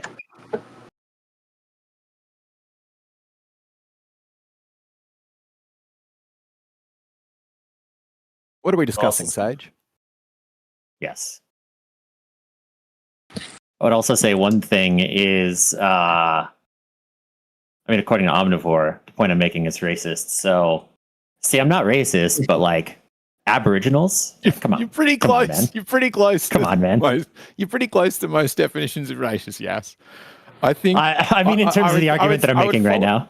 I would follow it up with, I think everybody is to some degree. In fact, one of the funny things I like to say is if you pick a group of people who are the victims of racism, you are probably looking at a group of people who themselves are very racist, right? Almost invariably. That's a common. You can say you're not. Of the other things I've heard you say, I don't really call you. I'm not saying it in a mean way. Yeah, no. I'm not like opposed to having any label if there's like accuracy towards it. Like, if anybody calls me a Nazi, it's like, come on. Like, I'm more against Nazis than, like, your position, like the royal your position is closer to Nazis than mine is. Sure, so, I think Nazism's silly. I think it's just a label fling at other people. It only really... We've got to deal... Here's a topic we can discuss. What rights do we and don't we have over our self-identification? So if I feel deeply within my bones that I'm a smart person or a boy or a glober or a motorcyclist, right? I still call myself a motorcyclist. I got 3 motorcycles sitting outside. I haven't ridden those bastards in over a year. Do I still retain the right to call myself a motorcyclist? And what right does somebody else have to go, no, you're not? That's a very interesting question because it relates all the way down to, should we have anonymity online? Should you have the right to be Yasuke, or should I know your full name? So there's 2 points that I would go in towards this. One is that I forgot what the first one is. I'll just go with the second. So the second point is you look at people who are like, it's a very common thing you'll see here is like, oh, I'm a Christian. Like I self-identify as Christian, just as an example. And then people say, "Oh, sorry, if you ever..." Let me pause you. I'm so sorry. Let me pause you for a second. This is a completely new topic, Sage. Start a new map topic, Sage. Okay. New topic. So this is something that's commonly looked at in. You'll see this conversation circle back and back again with regards to Christianity. Is that if you ever try to have any strict definitions for what it means to be a Christian, then all of a sudden you're doing a no true Scotsman fallacy. But like, for a term to mean something, to have any meaning, there has to be criteria that you follow to do something. If you were to say, oh, I'm an athlete, and then I ask you, oh, okay, what sport do you play? Oh, I don't play any sports. Well, do you work out? No, I don't work out. Also, I think that working out is bad for you and you shouldn't do it. But I'm an athlete. Like, they clearly don't follow any under any definition of what the word athlete means. So at that point, if they were to describe themselves as an athlete, the word essentially loses all meaning and all character. I'll just start there. Yes. So there's certain things where we just won't, like from the outside, we will by fiat say, you can't be that thing, right? If we say doctor, it is illegal to say I'm a doctor when you're not, or to present as an engineer when you're not, right? There are closed professions where you're not allowed to say that you are something. And that's at sort of one end where there's a utility to it, all the way to Thailand where it's a crime to criticize the king. And I don't know if you've seen the new King of Thailand, but pretty fun. This is a fun one. King of Thailand. So it was already saying crop top. So this is him. I believe this is him coming back after his dad dies, and he's getting a full like guard of honor kind of thing. And he's like clearly back from being out at clubs and on the pingers and has a giant back tat. Yeah. I think I vaguely know what that is. I think I've seen a little bit about that. Yeah, about that guy. So, hey, so do you have the right out to of curiosity- self-identify? Do you get to say I'm a woman or I'm a smart person or I'm a flat earther or I'm not a flat earther? You can't call me that. Well, isn't that interesting? Like, you can't call yourself a doctor, but if I call you "What's up, Doc," or call you like WWD, that's fine. So you can label someone else a doctor or an engineer or like whatever, an accountant, but you can't call yourself or claim yourself to be that. Or you can claim to be something that doesn't mean everyone else has to agree with you. If they do, they'll use it, and if they don't, they won't. There are plenty of people here who claim that they're medical or nutritional specialists with that. Bingo. Yeah, Very but true. they Are we can- required they to can agree be. with Blob that he understands health well? Is Blob around? We should lure him into this room if he's unaware of what it would take to run 25Ks. What's the difference so on between a that- specialist and an expertise? And yeah, don't ask Blob to run, okay? He ain't doing it. He'd send a roll, okay? The question is, could Blob run 50 feet, not 25K? He's a meme. Yeah, one of the points that would go do here you is think, this is the Sage? difference. This is the difference between the labeling of professional Meme, versus not amateur, literal. which is that professional just means essentially that you get paid for something, whereas amateur, like the etymology of it, is essentially saying you're in it for the love of the game. Yeah. That if you're somebody who, like, there are people who are OBGYN people who wouldn't know the first thing about progesterone, which is a pretty important hormone that's directly related to that field. But it's very, like, with the roles that the credentialism aspects come into it, it's very easy to get the full credentials without understanding anything about that. Which, just as an example, that's like a pretty gaping hole there. So in that sense, it's not to say that, there's never any value in credentialism, but like credentialism as a whole, in terms of like identification, is saying that you're good in this one particular system. In the same way that You've if passed some basic standard. Yeah, that's a very strong point, I think. Yeah, but like, and you've also passed the standard of a very particular like set. Whereas, take like martial arts as an example. You can be a black belt in one particular Taekwondo dojo, but you're not going to be a black belt in another one. Like, to be a Gracie Jiu-Jitsu black belt versus a black belt somewhere else, like that, those specific credentials apply to this one very specific system. And it's just that the current systems of like, doctor, EMT, lawyer, et cetera, they're just very broad, overarching Credentials are system specific. systems that are of the same type, but they just have more power in society. Yeah. Yeah, but they're legal Great work, protections, Sage. most of That them. was really good. Yeah, that's what I mean. It's like they have the power of literally, like, the state. Well, yeah, because they can make a mistake based on some sort of, sanctioned bureaucratic decision, right? Like the prescription of thalidomide to a baby, to a pregnant woman, and then, if you've done that, then and then it turns out later on that thalidomide is highly dangerous to children. That mother cannot sue you because that was sanctioned by the state. Mhm. So it's just like legal protections at that point. And then the purview becomes that if you want to go and say, I mean, dude, they would go back in the old days. If you're a doctor and you said, no, you shouldn't go on thalidomide to a pregnant woman, then she could fucking sue you, like for malpractice or something. Wasn't there a class you can't get action sued suit for recommending against a that? drug. Say again, sorry. Trouble? Well, the women that got given that drug, didn't they do a class action suit after it affected all their babies? Loads So they was did paid get out. sued in the end. Yeah, so they did get sued. Not enough, and they only just apologized for it about 3 or 4 years ago in Australia, and there was like a proper national apology that I saw that on the news. It's like, holy shit, it takes them 60 years to realize that they made a mistake and apologize for it. Talking about that one drug like Trop, which caused like birth defects.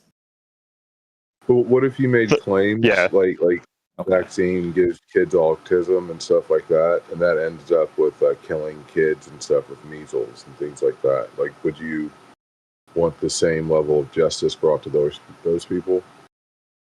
You'd have to prove it. Prove what? That measles killed the kids? Well, that specifically that child died because that doctor didn't give the right drug. But I think that is actually a situation where you're invoking the fact that they should be sued because they advised against it.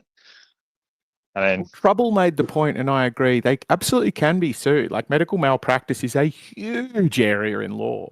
There are some things you can and other things you can't be sued for. You can't be sued for misdiagnosis, for example. But like negligence in treatment, not reading someone's chart, giving them something that's contraindicated for something else they've got, you absolutely can be held liable for it, which is why all medical practices have just spend insane amounts on insurance. So I don't think state-sanctioned credentials insulate professionals from, which is the point that it says that you're making up here, that state-sanctioned credentials insulate professionals from legal accountability and harmful decisions. I would say it's how we hold them accountable, right? Once you're a doctor, you're held accountable to a medical board who now holds sway over you, whereas medical boards don't get to say shit about me, right? They don't get to complain to Blob that he, is spreading potentially harmful ideas like eating rotten meat. I would say it's the opposite. If you've got those credentials, they're enforcing rules. Yeah, I mean, on the totality, like, if a doctor, just blatantly botches a surgery, like, it's not a minor mistake, like, they just super, super botch a surgery and somebody dies, like, they don't get arrested for murder in that sense. So in that sense, like, if you're looking at it from what a normal person would do if they did the same things, versus what a doctor is, on the aggregate, they get shielded from liability in the same way that a corporation is designed as a mechanism to shield liability. Which is not inherently like a bad thing in theory. That, somebody who's taking the decision to make more risks and they also can't avoid treating a patient. Like, this is one common thing looked at as like with voodoo doctors, is that if they know somebody's going to die, they just won't treat them. That's like, the gods have, decided. And then that way they have a really high success rate, is that they only treat people that they know that can actually help. I just want to throw in medical negligence is the third leading cause of death in the United States. Sure. And that's based on the official numbers, when it's just like, you go. How's that? Yeah, it's interesting how it's calculated. And is it as high in other countries? Like, for example, is it? Yeah, that's an interesting one to check. Let's do some work on that. I'd be kind of curious from your guys' perspective. I mean, of the two doctors that I am familiar with, they talk about doing 15-hour shifts and shit. So and both of them were anaesthetists, and they're expected to do fine calculations What does on that mean? and anesthesiology. Okay. Yeah, they basically make sure that you don't feel pain or put you to sleep, essentially. And they're doing fucking chronic hours. And if they botch something, I mean, where would you place the blame? With the doctor who botched it after 15 hours of being on the job, of which they're expected to do so? Or would you say that the industry itself and maybe the way that it's being operated, you could say that they're constraining the number of doctors that are permitted into the industry, right? By creating rank cutoffs, then expecting people to work ridiculous hours. So who owns the responsibility of the botched operation in that situation? I think using too much capitalism in medical care is an issue where I think you want capitalism where you want more of something. So if you want more mobile phones, more cars, faster planes, whatever it is, then have the free market at play because it will efficiently maximize that. But when you say, do you want more healthcare? It's a bit of a tough question where it's like, well, I want more healthiness, but do I want more drugs? Where I argue the problem could be over-treatment, that it's just too easy to go doctor shopping because all of the doctors are making their own money and you've got to pay. It's too easy to go doctor shopping for opiates and get yourself as a user in the system worse care voluntarily, rather than in developed nations where it's not as profit-driven. Hence, I'm actually just spitballing this idea. I don't think I've got it solved. Yeah. So there's two parts to this. One is that there's also the concept is that, most people will have cancer at some point in their lives, especially depending on the demographic you are, and get through it without any symptoms. Like their body will naturally fight the cancer. Whereas if you are constantly doing tests over and over and over and over again for things, like applying the over medicalization to that, where you're constantly testing, odds are you're going to find something that's like, oh, hey, let's treat this. And you're going to be doing that a lot. Whereas a lot of these things do just naturally solve themselves. Something like 54% of Black people autopsied had like colon cancer when they died from other causes. And they died at like a normal old age. And it was like 34% I have trouble believing in that. Europeans. No, colon cancer would cause a lot of nutritional uptake. That's got to be a causal consequence. And then the other thing is what you think it just remedies itself? Like, is there any change in diet or behavior or environmental condition when this colon cancer remedies itself? It would be in that concept that your body is always developing cancerous cells, and largely, for the most part, your body deals with them. It's only when it becomes like a very big runaway thing that it becomes an issue. Whereas there can be times to where it will not become a runaway issue, but could be detected on a scan, which results in treatment being done when there was no treatment needed. When it would never become symptomatic. Cervical cancer is a good example. You have sin 1, sin 2, sin 3, and then it's cancer. And sin 1, sin 2, and sin 3 are just abnormal cells. But if you end up with cancer, you've always gone through sin 1, 2, and 3. But if you have sin 1, 2, or 3, that doesn't mean it will lead into cancer. What? You guys are crazy. It's like saying that, what is it? Symptomatic colon cancer can't cause problems or something. Like, what does that even mean? The point is that people have something that would be classified as cancer, but they were never going to be symptomatic, and they never were symptomatic. They're always symptomatic. Yeah, okay. I can kind of understand where you're coming from. I've got probably a little bit more of a wider definition. Pretend of it's not colon cancer, right? Pretend that it's it can be soft symptoms like I'm just a little bit more tired, or I'm just slightly not absorbing as many nutrients in my food, but nothing like acute. And the other point was with regards to what you were saying about doctors is the origin story of that concept. One, to rebut the idea that it's not capitalism. Because there's no other field in which we have people work insanely high hours in high technical fields with these kind of schedules that in fields that are not regulated, the most profit-driven people don't put people on those type of schedules, because there's a certain point to where you lose productivity with people, in that you just can't actually have people being productive at that same length, and it's better to just have a wider spread of people doing things on a better rotating schedule. Dude, it's crazy. But also, like, the origins of the idea of having doctors stay up that long was it was like the John Hopkins residency.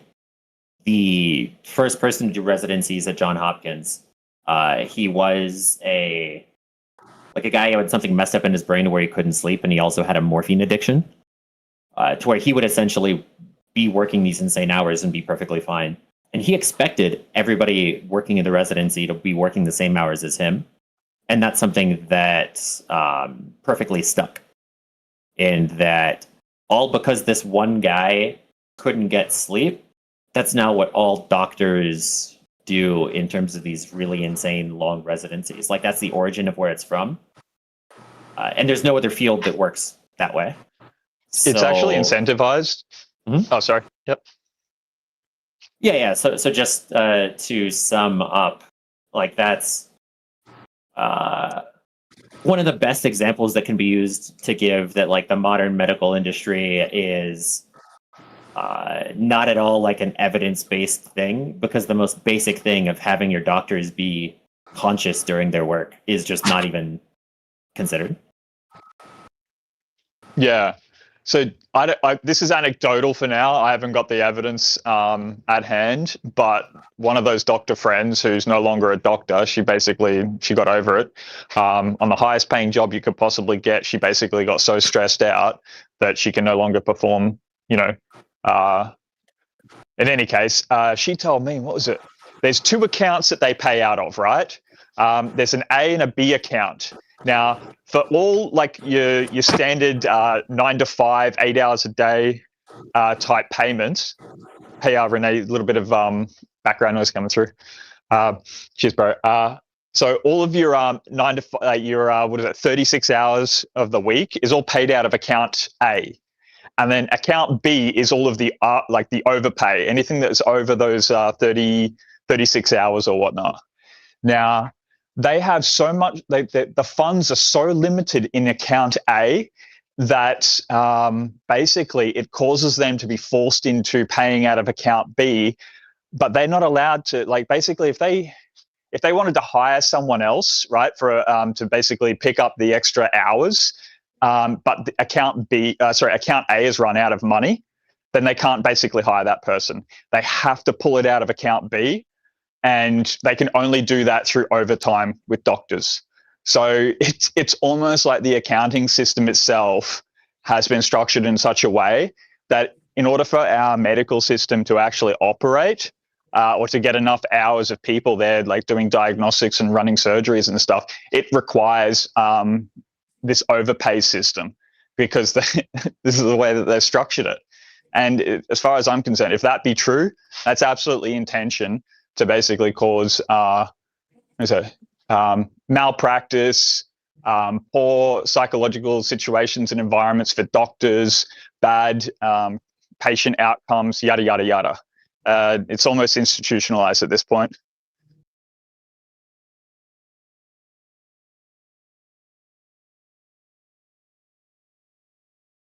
And I think as a rebuttal to Eggshells before, you said that, like, do you want, you got to lower the bar for the doctors to get in? You said something to the effect of, like, do you want lesser quality doctors? But I guess the question would be is, like, do you think that lowering of the bar ever so slightly to allow for more like standard hours for doctors? I mean, would you prefer a doctor who's been on it for 15 hours and at the 15th hour now they're looking at you?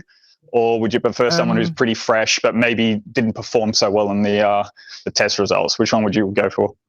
I would prefer an AI, like a thing that can come up and read my temperature by scanning my face and take an extensive medical history, give me much more time to talk to it, because it's just a terminal and you can have, hand it to somebody like an iPad. and consult the medical literature, look for similar cases, not have biases, where many doctors early on in their career, they start diagnosing certain conditions and then they will persist with diagnosing those conditions even when it's other conditions as they go into their career. You just naturally develop a bias. Sort of, you're like, well, how often do I see tuberculosis? So it's probably not tuberculosis. You've got pneumonia. I don't even know if you can confuse those, but you get what I mean. Where an AI that can help with all of that decision-making stuff, and the doctors are nearly obsolete, and most of what you've got is nursing, where it's you talk to the iPad, but you've got a very nice person, probably a woman, who helps you find your bed and comes and checks how you're doing and deals with, bathing people or cleaning, whatever, giving them needles, But the doing AI, all of the the AI is physical touching stuff, rolling them over and wheeling them to the surgery. how is an AI gonna AI diagnosis? You think it's more accurate? I have heard of this before. I'm not naive to the claims that are being made. Apparently, doctors get it right about 75% of the time, whatever right means, and then the AI apparently is something up around about the 90th percentile, 95th percentile, or something. Yeah. In terms of the modern medical understanding, doctors are already obsolete. There's no reason to have doctors be used, assuming that generally take medicine as is. Under that lens, doctors are LLM. Yeah, doctors are only there because of legacy impact. In the same way that college doesn't really make sense in the modern world, where there's all of these technological advancements that make it to where there's no value in being close to a campus that has a giant library because you have a phone. Yeah. And people who go, I'm going to go study business. I'm like, what are you doing? Yeah. You're cutting eggs off mid-thought. Let the answer land. The only value for college is the, if you're going at it to make connections and networking with that kind of stuff. And that's for specific people. And then there's people who, study super hard for the tests, don't go to parties, and are like, I didn't get anything out of college. It's yeah, obviously. Is Blob here? He is. Speak of the devil. Yeah. Well, I still think they do have a place. I was listening to you, yes. I do still think doctors have a place, but I kind of agree with you. It's absolutely perfect for an LLM because it can just pass insane amounts of information, do a bunch of tool calls, go and read this and check that and order this test and do it all right there, right? It could go, if you've got a nurse who's in the room and you go, right, we're going to need a blood test and a fecal sample, rather than this whole thing of I give you this and you go over there and you talk to this person, you sit in that waiting room and then you go over there and you do this and you do that and you come back with a jar, it just goes, please go shit in the next room, come back and we'll get a needle, maybe do the opposite order. And so straight away there, it's just bang, you get your treatment. I think that's an exciting future where doctors would be pretty much obsolete. But I think currently what you definitely get from seeing a doctor is talking to somebody knowledgeable who cares about you. And I think that at a soul level I'd be loath to throw that out. It's the same as what atheists lose by abandoning religion, right? It's a connection. They're not knowledgeable and they don't care about you. Yeah, I think I can demonstrate that. Well, I can or at least the AI problem. Quick question for you. If the AI had been around during the 1970s in Australia and the woman presents pregnant and wants to get over the nausea, do you think that the AI is going to prescribe thalidomide? Sure, yeah. If they think well, then you're fucked. You're done. Oh, yeah, but the doctors did that too. But that's the idea. The idea is same as on the alternate side, right? Black salve is a great example. A number of people, if people don't know this, somebody will get a skin cancer or something, and people go, "Have you tried black salve?" And it kind of works in that it is this. I forget what the word for these things are, but it's skin eating. It is flesh eating, and the idea is you put black salve on a mole you're worried about, and then it just burns through your skin and gets rid of the mole. But what it often leaves, I get photos for you if you want to vomit. What it often leaves is giant holes in people's flesh, and but go online and ask other people and go, what should you do? And they go, more black self.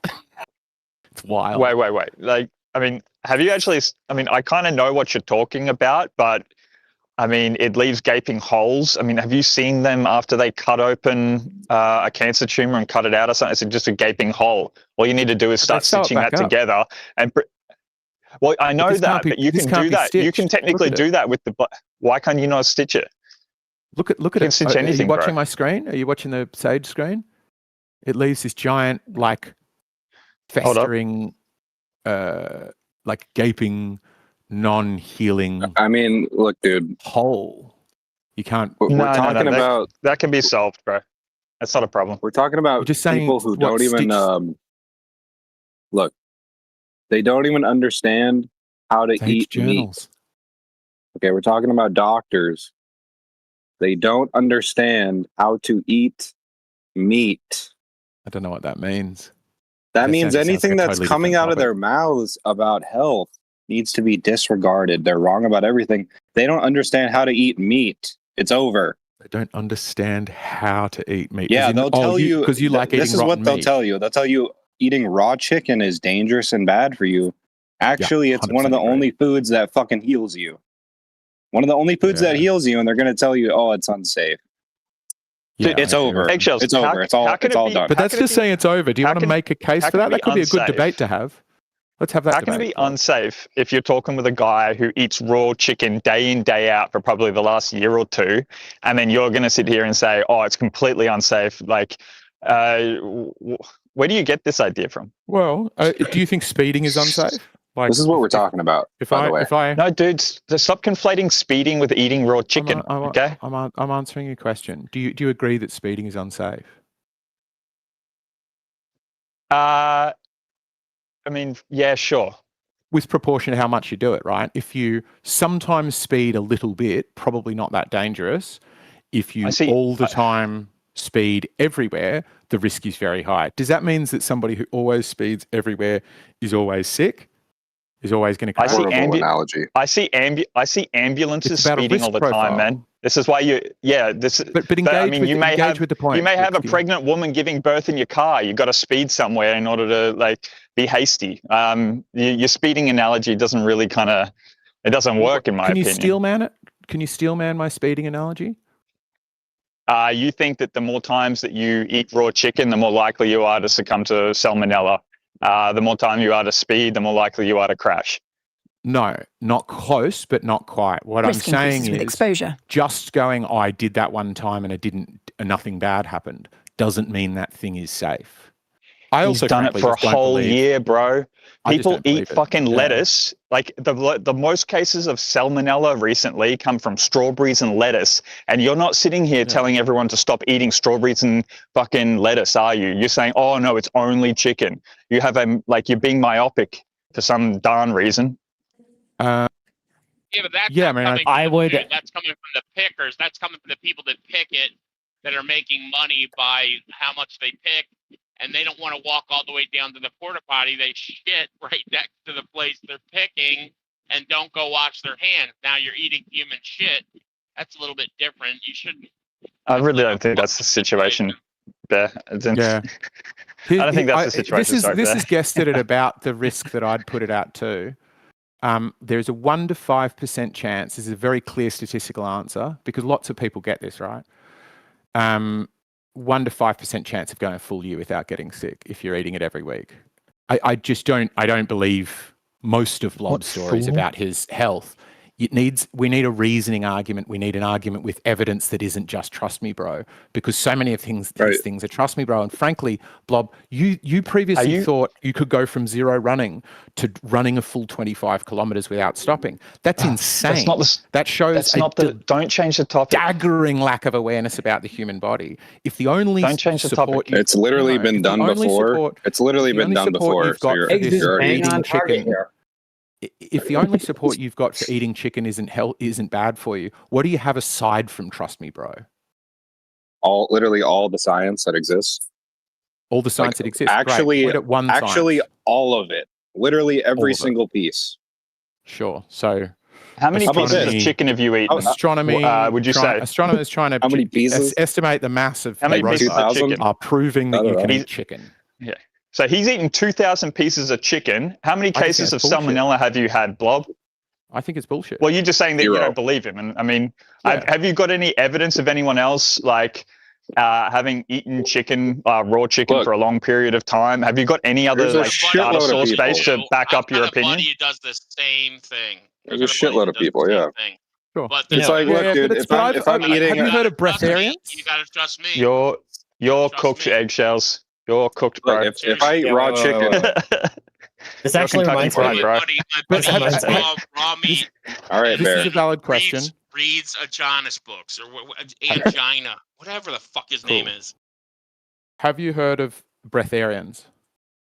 Okay, it's just stop. That was breatharians. Yes, but we're not speaking with breatharians. They're not here. Let me flesh out the point for you, Rixky. Have you spoken with breatharians? Have you spoken with one? Yes, yeah. There's plenty in India. I lived in India. So when you're talking to a breatharian, you're talking to somebody who thinks they don't need to eat food. That's, for any people who don't know it, that's what breatharianism claims. It is obviously, it would be a violation of the laws of physics, right? If somebody could keep walking around, keep expending energy without taking in mass, that's insane. They don't even think they need to drink water. That's how insane it is. Those people still claim that.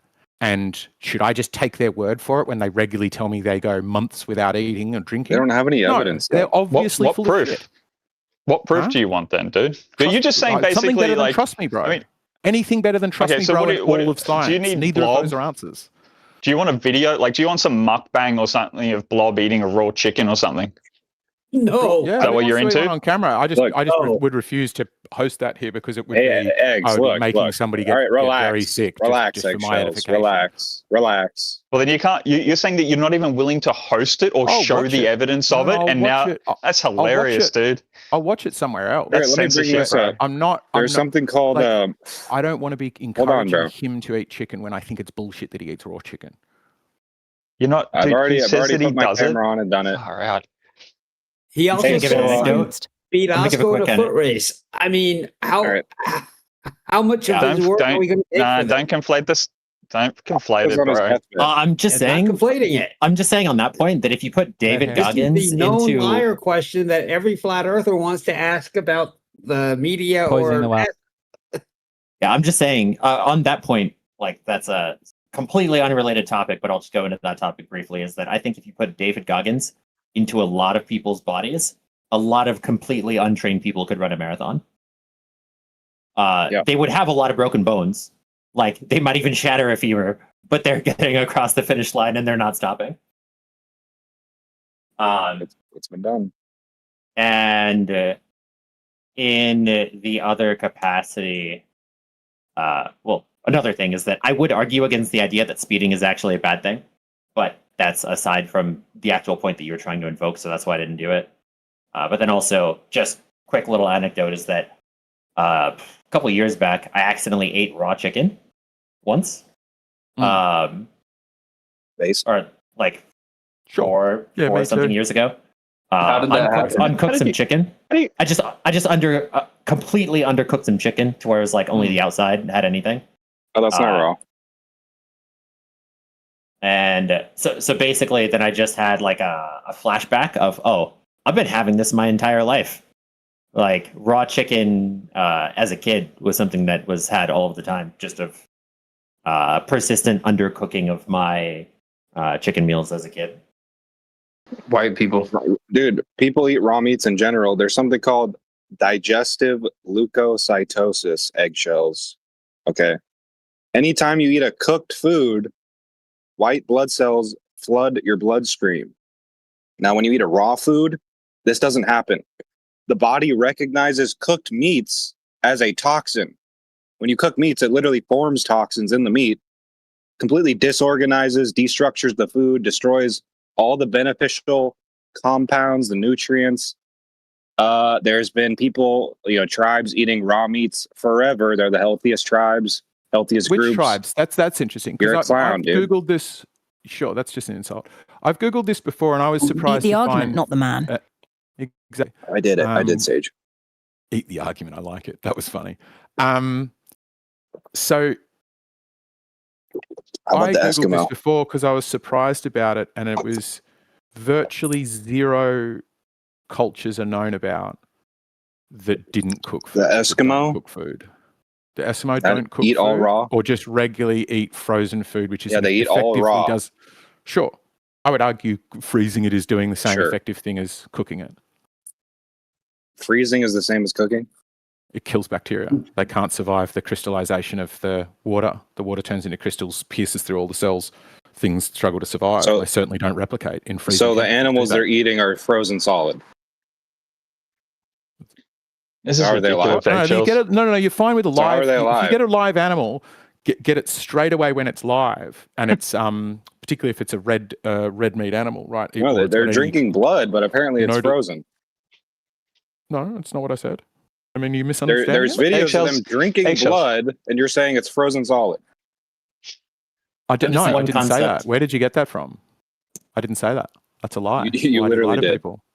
No. What I'm saying is their method is if you eat an animal that's straight fresh, that's fine, right? Because it's had very little time for bacteria to spread on it. So if you got a chicken out in the field and just ripped off its skin, you could dive into that flesh pretty fine. The problem comes when you store it and store it and store it. If it's got a small amount of bacteria on it, that's when it grows. So fresh That's not kills how are it works, out. dude. So fresh kills are out. What I'm saying is the Inuit effectively cook. Okay, because the Native in order to Americans store would- that, no, dude. Can I just finish? Would it be okay? No, you can't. Native Americans I'll will go literally next. let beef No, rot. eggshells finish. You got to let and then eggshells eat it. finish, bro. Come on, All right, man. go ahead. You got to No, let but eggshells if you finish. could You can handle go with blob, my and then I want to arguments- respond. I want to respond to All right. eggs after.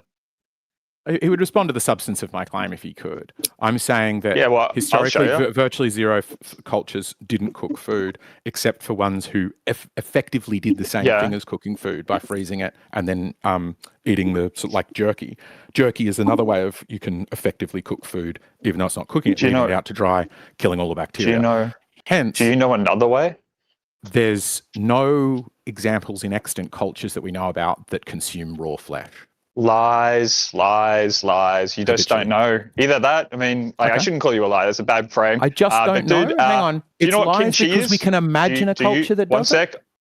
I reject. Sorry, I regret calling it. I shouldn't do that. I don't like when other people do it. So I think you're misinformed, and it's pretty simple. Do you know what kimchi is? Isn't kimchi mostly Cool. veg? So they leave. It doesn't matter whether Kimchi it's is flesh or raw veg. fish. Yeah, it They is. leave. Veg is totally different to meat. One My whole second. point is about meat.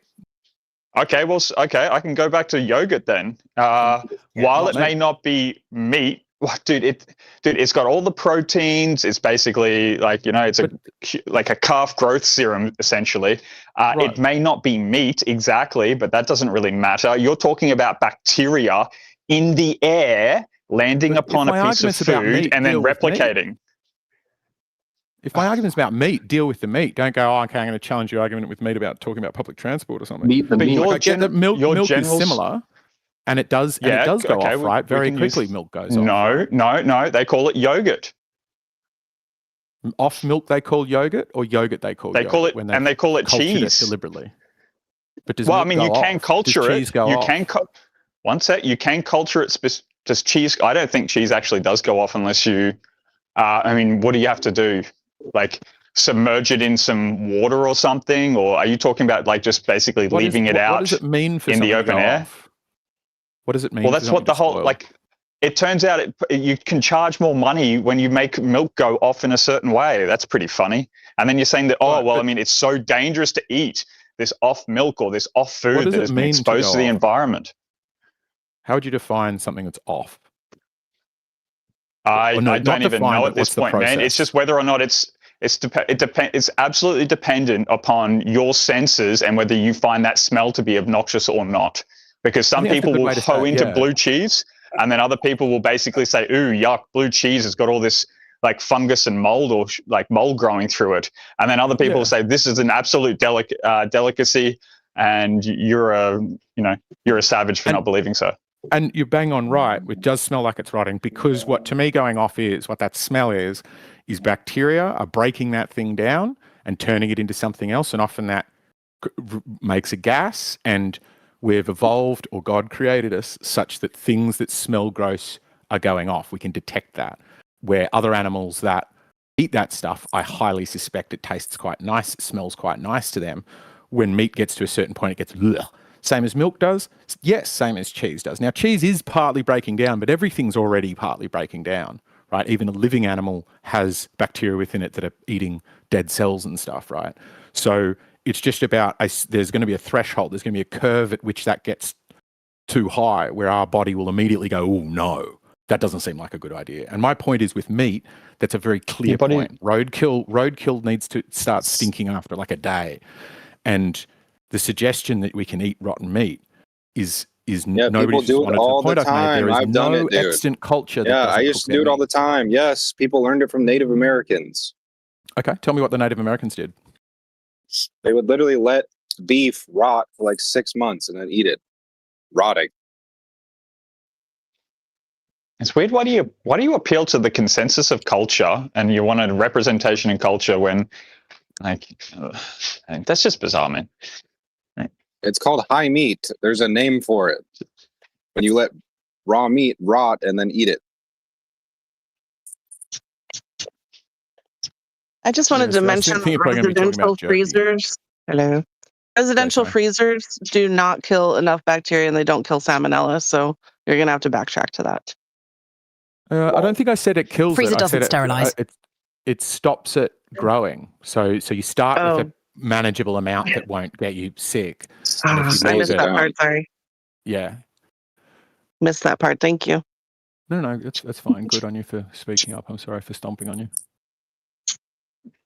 Deliberate culture. I don't understand why you're dismissing the one. So you just basically say that, essentially, Blob is absolutely. He says that he eats raw chicken day in, day out. He talks about this day in, day out, and you think he's just skylarking or something. That he's never eaten raw chicken is not what I'm saying, but that you might be drastically overestimating how much he's eating, and he's probably underreporting how sick he gets, right, and not attributing it to the right things. Because if you get unwell, you don't immediately go, oh, it's the thing that I think is good for me, right? You're immediately going to go, oh, I guess I was near some toxins yesterday. It's these 5G towers.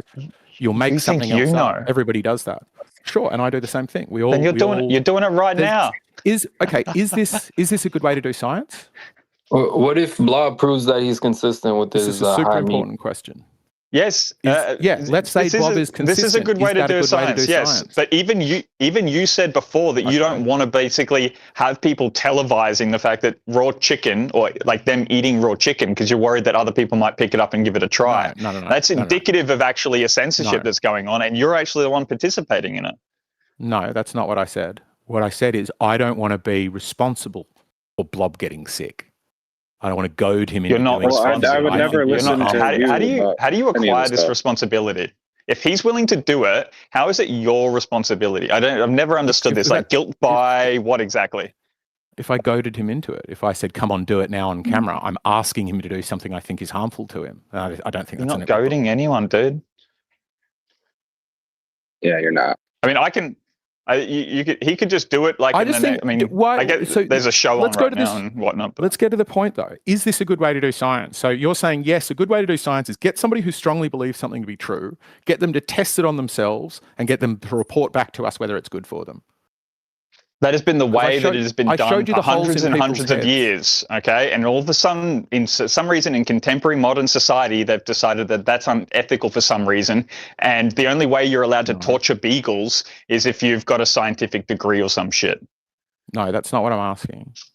I'm saying, do you think this is an effective way to do science? Because if I ask these people about whether black salve is good for them, they will say yes, on account of them having used it for months and months and months, despite it making a festering sore in their flesh. Did it get rid of the cancer, and did it prevent the progression of the cancer? Yes or no? Okay, let me turn it around then. I swear by conventional medicine. You're not going to answer. Okay. No. I swear by conventional medicine. So I've now got the same test Blob has, that conventional medicine does work. Is that good science? It doesn't work.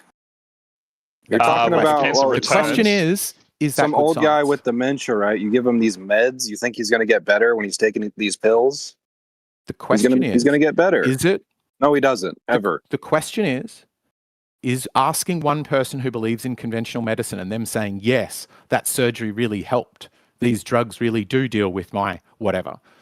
They could technically both work. They could technically both work. The question is then, like, I mean, I would begin, well, who knows, right? I mean, they could both work. Then the question is, like, why is one banned? Why is the other one more profitable? Why is one chosen above the other because they're bad methods. You can't just say both could work. No, you can't show that. They are saying you can't prove that. Things. How do you know that? How do you know that? Where's your scientific paper, right? Like, you believe in the mainstream science to deliver you a solution from the cancer tumor, right? And then Black Cell comes along and says, well, I can remove that tumor without invasive surgery and not through the mainstream medical system. But you actually haven't got any evidence that Black Cell doesn't work, do you?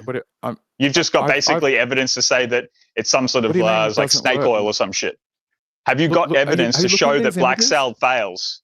Have you got any science? No, it doesn't matter. Dude, have you ever seen someone post-surgery for any? Look at the screen right now. What about it? How do you know that that's unless like, you're calling that a how success. Do you know that? Well, dude, have you ever seen people after surgery for any one of these cancers that get chopped out? But is that cancer? If you take an immediate photo, how do you know that's? I've seen plenty of people with skin cancer cut out. Yeah, it's a tiny. They got a tiny little slit there with stitches on it.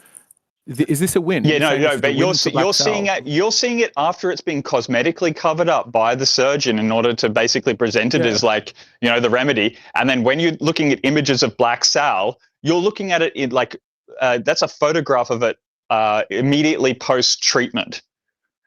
Okay, what about now? Now there's no more Black Salve on and he's missing half his nose. He's got an open side of his nose straight into a nostril.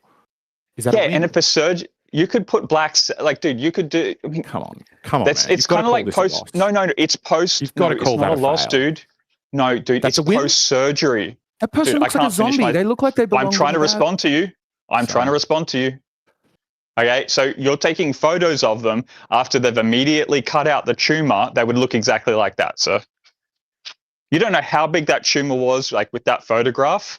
You don't know how big the tumor was in the first place, and then you say, well, this was like, can you actually show that was from Black Cell, or did you just do a Google search and then basically you come up with like people with mangled faces or mangled flesh, and do you actually know that that's associated with Black Cell or not? I feel like you're making a scattergun of like any point you can think to say rather than a simple, coherent rebuttal to my point. Because Black Salve is it's rather simple, right? Dude. Your evidence is basically your intuition. And Rixie, I listened to you for a long time, mate.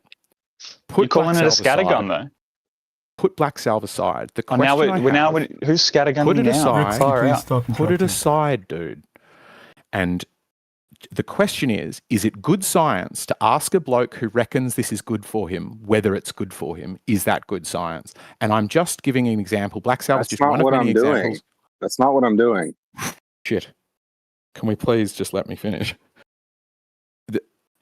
Is it a good method of doing science? And I'm just pointing at anybody who does Black Salve or who punches himself in the face every morning. Somebody who picks anything that they think is good for them, right? That guy who went on the thing and he slaps his balls and points them at the sun and kisses other men in order to feel more masculine. Any of these people who swear by that thing is asking them a good way to do science. And your answer seems to be yes. What are you talking about? Right. Well, is your answer yes or no, Rixky? Is asking a bloke who reckons this is good a good way to do science? And if it is, why do we do science the long, difficult way rather than just asking everybody what they reckon? You'd have to look at the outcome and you would actually have to apply a methodology to observe what they've done, but you're not doing that with Black Cell. You're just doing Thank you. So you're like, you basically say, will it interrupt? Thank you. No, I didn't accept that, no. That this is like, what are these rules for thee and not for me situation that's going on? Like, Percentage asked me to shut up and now he's not telling you to shut up. Yeah, go for it. I chuckled waiting for, to see what would happen. Rixky, you're cutting eggs off mid-thought. Let the answer land. Wait, I'm confused. Do you have a problem with like trial and error or like, because isn't that what science does, just in a more formulated way?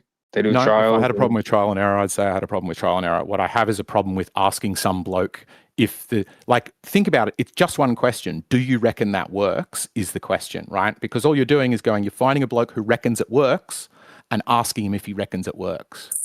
Dude, that's right. The reason we came up with science as a method is because we recognize that doesn't work. That's your evidence for the pharmaceutical, like mainstream procedures. Because the guys go, oh yeah, the doctors they did this and they did that, and it worked. What? Is that, That's your is that evidence. a rebuttal? Say it again. Yeah. I didn't follow it. Your evidence is some retard who gets the mainstream like chemotherapy, right? And it completely destroys his body. And he's like, oh well, my cancer's gone. So Eat the argument, not the man. It worked. I don't know what that means. Like chemotherapy fucks the body. You're up. acting like what I'm saying is, knows I ate raw meat and it worked for me. I feel good, and I don't understand what something working means. Okay, but it's actually the exact opposite. It's actually the opposite. It's all these retards taking. What, though? It's amazing how you can't follow anything. It's really amazing. Aren't arguments wide? It doesn't make any sense to me. Can you summarize what he's saying? I know you can't follow. It sounds to me like Bob is conducting independent research, right? And then he's just sharing, what he's found. What I'm saying is, if you can just ask some bloke whether. Here, let me read this because works. you're acting like it's just me eating raw meat and saying, "Oh, it's working." Yep. According to the late Dr. Edward Howell, a noted pioneer in the field of enzyme research, a shortened lifespan, illness, lowered resistance to stress of all types. He points out that humans and animals on a diet comprised largely of cooked food, particularly grains, have enlarged pancreas organs, while all other glands and organs, notably the brain, actually shrink in size. So is that me? Is that me just saying, "Oh, well, I eat raw meat and I it feels good"? He points to animals on a. It's in the chat if you want to read it. We're talking about Dr. Edward Howell, who did experiments comparing cooked versus raw foods. Sure. So if you're on now? grains, you're going to have a smaller brain. Yeah, that's fine. On grains, you're going to have a smaller brain. Meat is very good for building a big brain. Cooked foods. But where is it in the chat? Let's take a look at this. Yeah, scroll up a little bit. Oh, in the wide stream chat?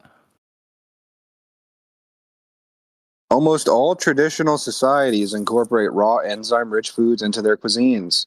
Not only vegetable foods, but also raw animal proteins and fats in the form of raw dairy foods, raw fish, and raw muscle and organ meats. These diets also traditionally include a certain amount of cultured or fermented foods, which have higher enzyme content. Brings up the Eskimos. Yeah.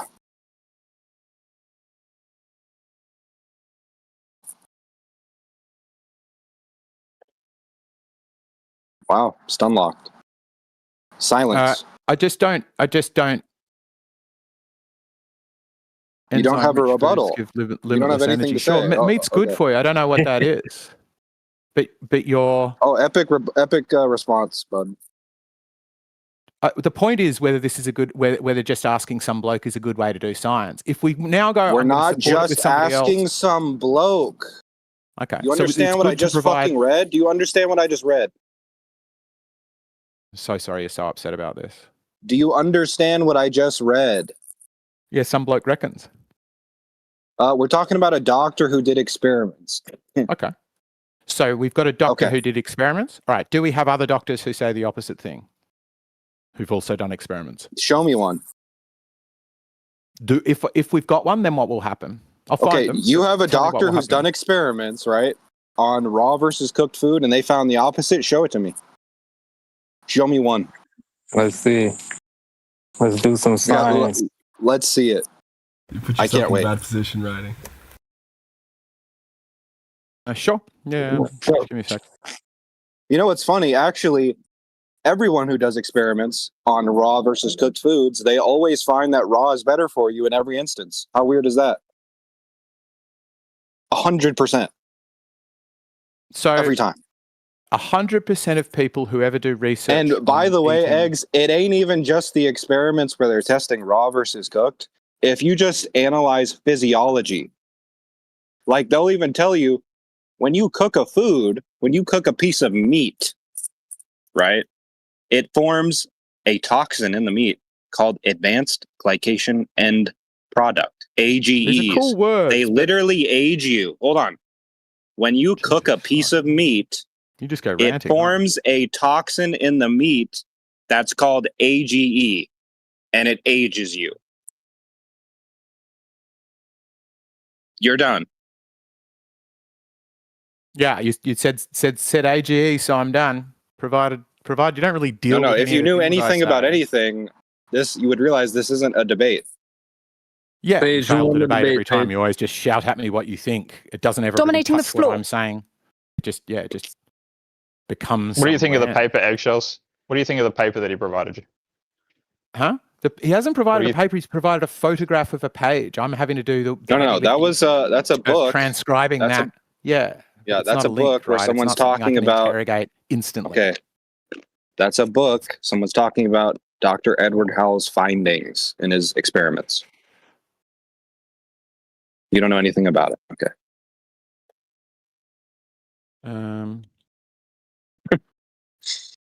Dr. Edward Howell. Great. I'm gonna need something more than a hand wave here. Blob, can you point to the actual experiments that he did? Ate dinner, dude. Yeah. And I I can. didn't cook it, and I feel great. I feel great. I didn't cook it. It was just watermelon, but I didn't cook it. So I think Blob might be onto something.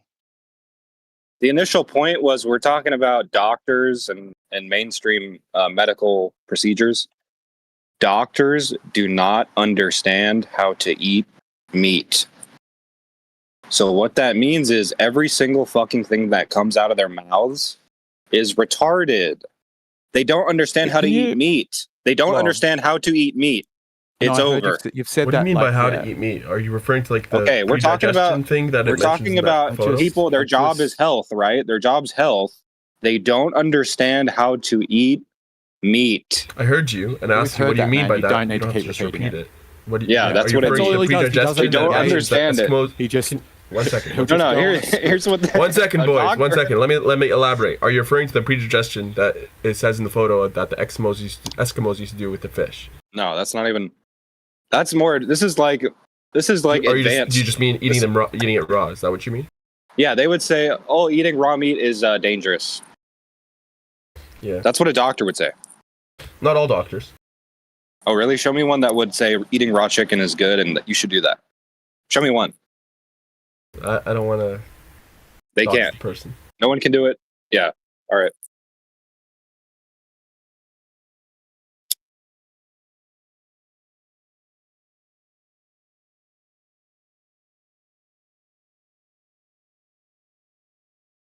Checkmate, Eggshells.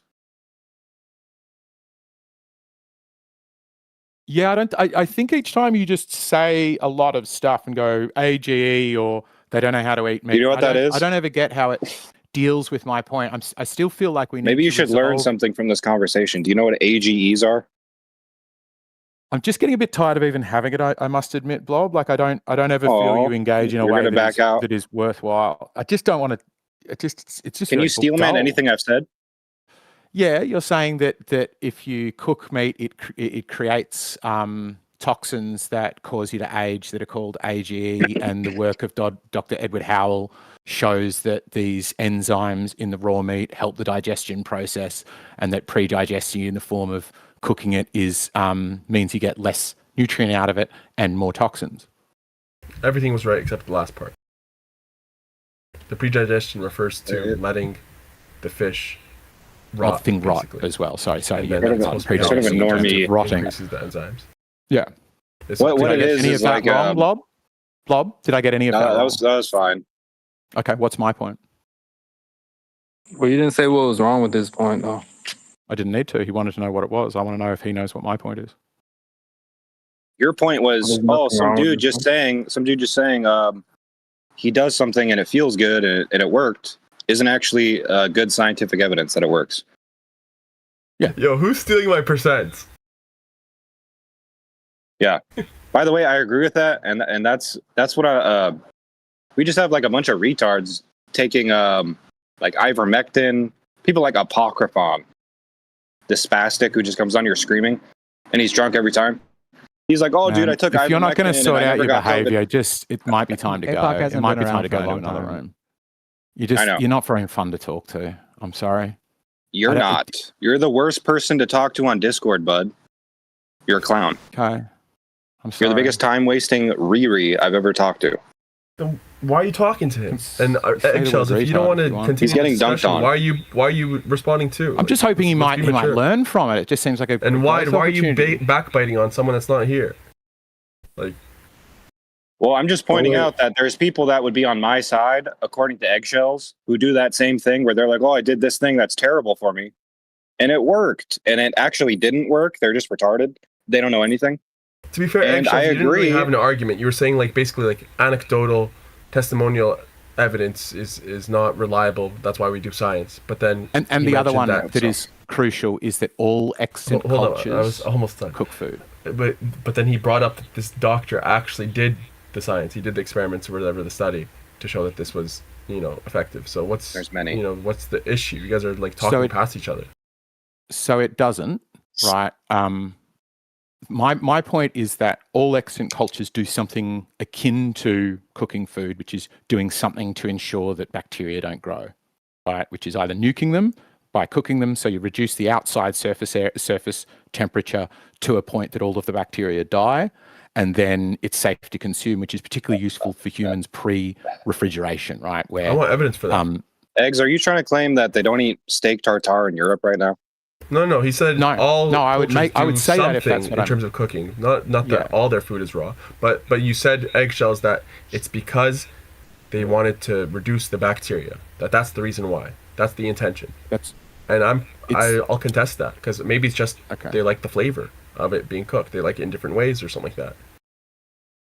If it was about bacteria, then why would they eat stuff raw? Because some of them do eat it raw. Why? There's no known cultures I've heard of. Japanese eat fish. When you'd eat a kill, fish. Sorry, fish is an exception. Raw fish. They eat raw beef in Europe. Gotcha. Well, let him finish, guys. Gotcha. But no one does it. Fish. The point is, fish. Well, have a very to be fair, different fish physiology. could be the exception that proves the rule. But fish have a very different physiology. They don't live on land. They don't shit the same stuff. They don't eat the same food. So they've got a very different digestive system, which means you do get a lot of bugs when you eat raw fish, but they're not the kind of bugs physiology? that persist in the same. Exactly. This is. They eat raw beef in Europe. I would expand that to all seafood, right? I don't think it's the case for seal and whale. I'm not sure. They eat raw beef in Europe. Not all seafood. Eggshells. It's called steak tartare. They eat raw beef in Europe. Super careful about how they prepare it, because the risk is large colonies of bacteria. If you can prepare raw stuff. Why are you saying bacteria is bad? So careful prep. Can I point out here that Eggshells, I think you're actually having more of a conversation about the storage of food and then for the purpose of later eting. But it would seem indicative that we can show you multiple cultures throughout the earth that do indicate the eating of raw meat, right? So I don't understand what your claim is. You're saying that it doesn't happen. Sage says I'm winning here. Sin Cleanser just asked for a judgment, and it gives me is attempting to steer the conversation towards a more evidence-based discussion around scientific methods, but struggles to get a coherent response due to interruptions. I'm guessing this is going to be about Blob. Exhibits a tendency to dominate the conversation with aggressive rhetoric, which detracts from the potential for constructive dialogue. 100% agree. Okay, address the steak tartare point, though. Sure, steak tartare is a much more modern phenomenon where, with the advantage of modern tech, we can very carefully prepare foods such that the overall bacterial pathogen. What needs to be prepared? It's just raw meat. What are you talking about? Mm-hmm.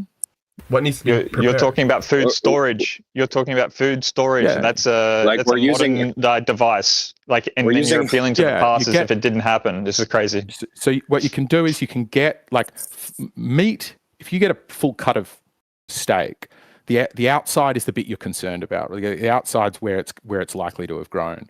Whereas in all of that, but that's only for meat that's old. Can I? Let's say we just slaughtered a cow. Right, we just skinned it. Steak tartare, and we just started eating it raw.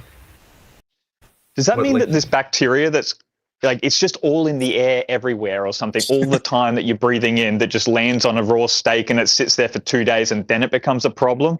But you're implying then that it's all in the air and you're constantly breathing it in. Is that the case? I'm not sure about that. I think it's like already on the surface of it and it just grows in the air as because it requires air to breathe. It's an aerobic interaction is what I thought. I could be wrong about that. But the knives it are generally won't grow on sterilized. the inside of something. The knives are sterilized. I mean, it's pretty clean. I don't know, dude, but then I could go and sterilize a knife perfectly and cut through the outside and try to, like, I could laser cut it or something, and you would still say that meat is dangerous. And now you're appealing to this idea that like a little bit of the outside touched the inside when, and in actuality, you're saying that we're constantly breathing in this noxious thing all the time because every piece of raw meat that is ever cut needs to be eaten within 2 days, or else, I mean, somehow magically this stuff is just going to arrive on the meat. And also, it's like we were talking about high meat, where they literally allow the meat to rot and then eat it when it's rotting on purpose.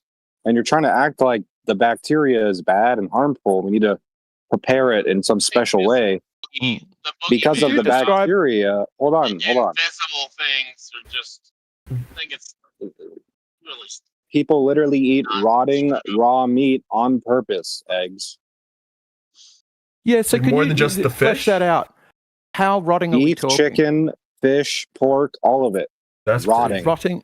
So who eats rotting chicken? That I'd love to see some evidence for. That there's a bunch of I'm people. fairly confident would make somebody very sick fairly immediately. 1,000-year-old eggs, not for 1,000 years, but they're aged. Yeah, the century eggs. I've had one of those. They're pretty rank. Again, they are they're cooked generally at the end of it, and they're kept inside a shell. I want to see this example of somebody eating rotting chicken. Is there a video of that? Yeah, there's a bunch. It's all over Instagram, dude.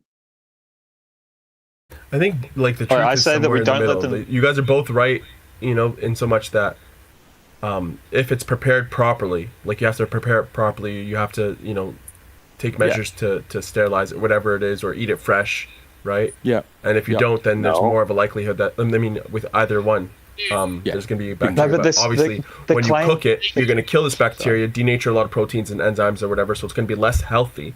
But it's the trade-off that it's going to be more safe, so it's not more safe. More safe than eating it more safe than eating it having allowed all these bacteria to infest or something like that. You're saying that they eat it raw, rotten and stuff like that. Bacteria is not bad for you. Can we? I haven't seen rotten meat. Where are you getting this from? Where are you getting this idea that you need to kill bacteria for something to be safe? Where are you getting the idea that you can eat rotten chicken? I've done it myself. There's a bunch of videos of people doing it. It's called high meat. A bunch of people do it. Can you show us an example of this? Because I'm curious. I want to see how rotten is he? Gagging at the smell? Is it just it's been on the counter for 4 hours, or is it this has been in rain and sun 2 months old? Sure. Can I see some evidence? Can you find the best example rather than asking us to go get it? There's a critical difference. Is it anaerobic or aerobic blob? Is it held inside of a jar and it's contained in an environment, or is it just in the open? Great question. It doesn't even matter. It's different. No, it's different. We're asking. Aerobic versus anaerobic is, I think, a critical difference. I mean, then the question is, are they still classified as rotting? And anaerobic fermentation is generally considered to be the safer one or something. But I just to say though, at least one of the major topics here is the fact that do people eat raw meat? Is raw is safe? And it seems to be that if it's prepared in the right way, that raw is safe, right? This whole idea that the chicken is automatically got salmonella, it being a problem. If it's fresh chicken, fresh raw chicken, then it should be safe, right? Cool. And if I just don't want to push back on what Wide's saying, or Blob, I mean, when I'm eating raw meat, I've had raw chicken before too. There's no kind of gag reflex. There's no natural instinct not to do it. But if the food is rotten, like I'm like my body wants to puke or gag, you know, like it's I don't think it's maybe you could train yourself, maybe you can desensitize yourself to it and, you know, develop Have you tried tolerance. I mean, yeah, I've eaten food that was like that's why I can say with certainty that I want to gag and almost I have puked from eating food that's, you know, gone bad. So if you gave an ice cream to if you gave a modern ice cream to a man, you know, like maybe 100 years ago, he'd fucking puke, man. Like I really think we're just like, these are just, how would you say, we're acculturated into it as habit, and your body gets used to it. Sweet. There's no way someone's Bubblegum flavored or something, maybe. Dude, I think there's definitely bad bacteria. I know that for a freaking fact from just UTIs. If something grows in your bladder that's not supposed to be there, it's fucked up. That's bacteria in the wrong location. It just shouldn't be there. And the fact that it's there is indicative of a problem that's underlying, right? Doesn't mean the bacteria is bad. This idea of like good versus evil in bacteria world is kind of pretty funny. Reminds me of the saying, a weed is a plant out of place. Well, I don't think so. I think there are some I like that pathogens one. that we That's a good know one. get to a high level and then cause illness. Right? There are I certainly think you can ferment. I think you can ferment things. We're going to consume a lot of bacteria either way, and you can ferment things, and like cheese, where it smells rotten to some people, or moldy bread doesn't look great, but apparently totally safe to eat.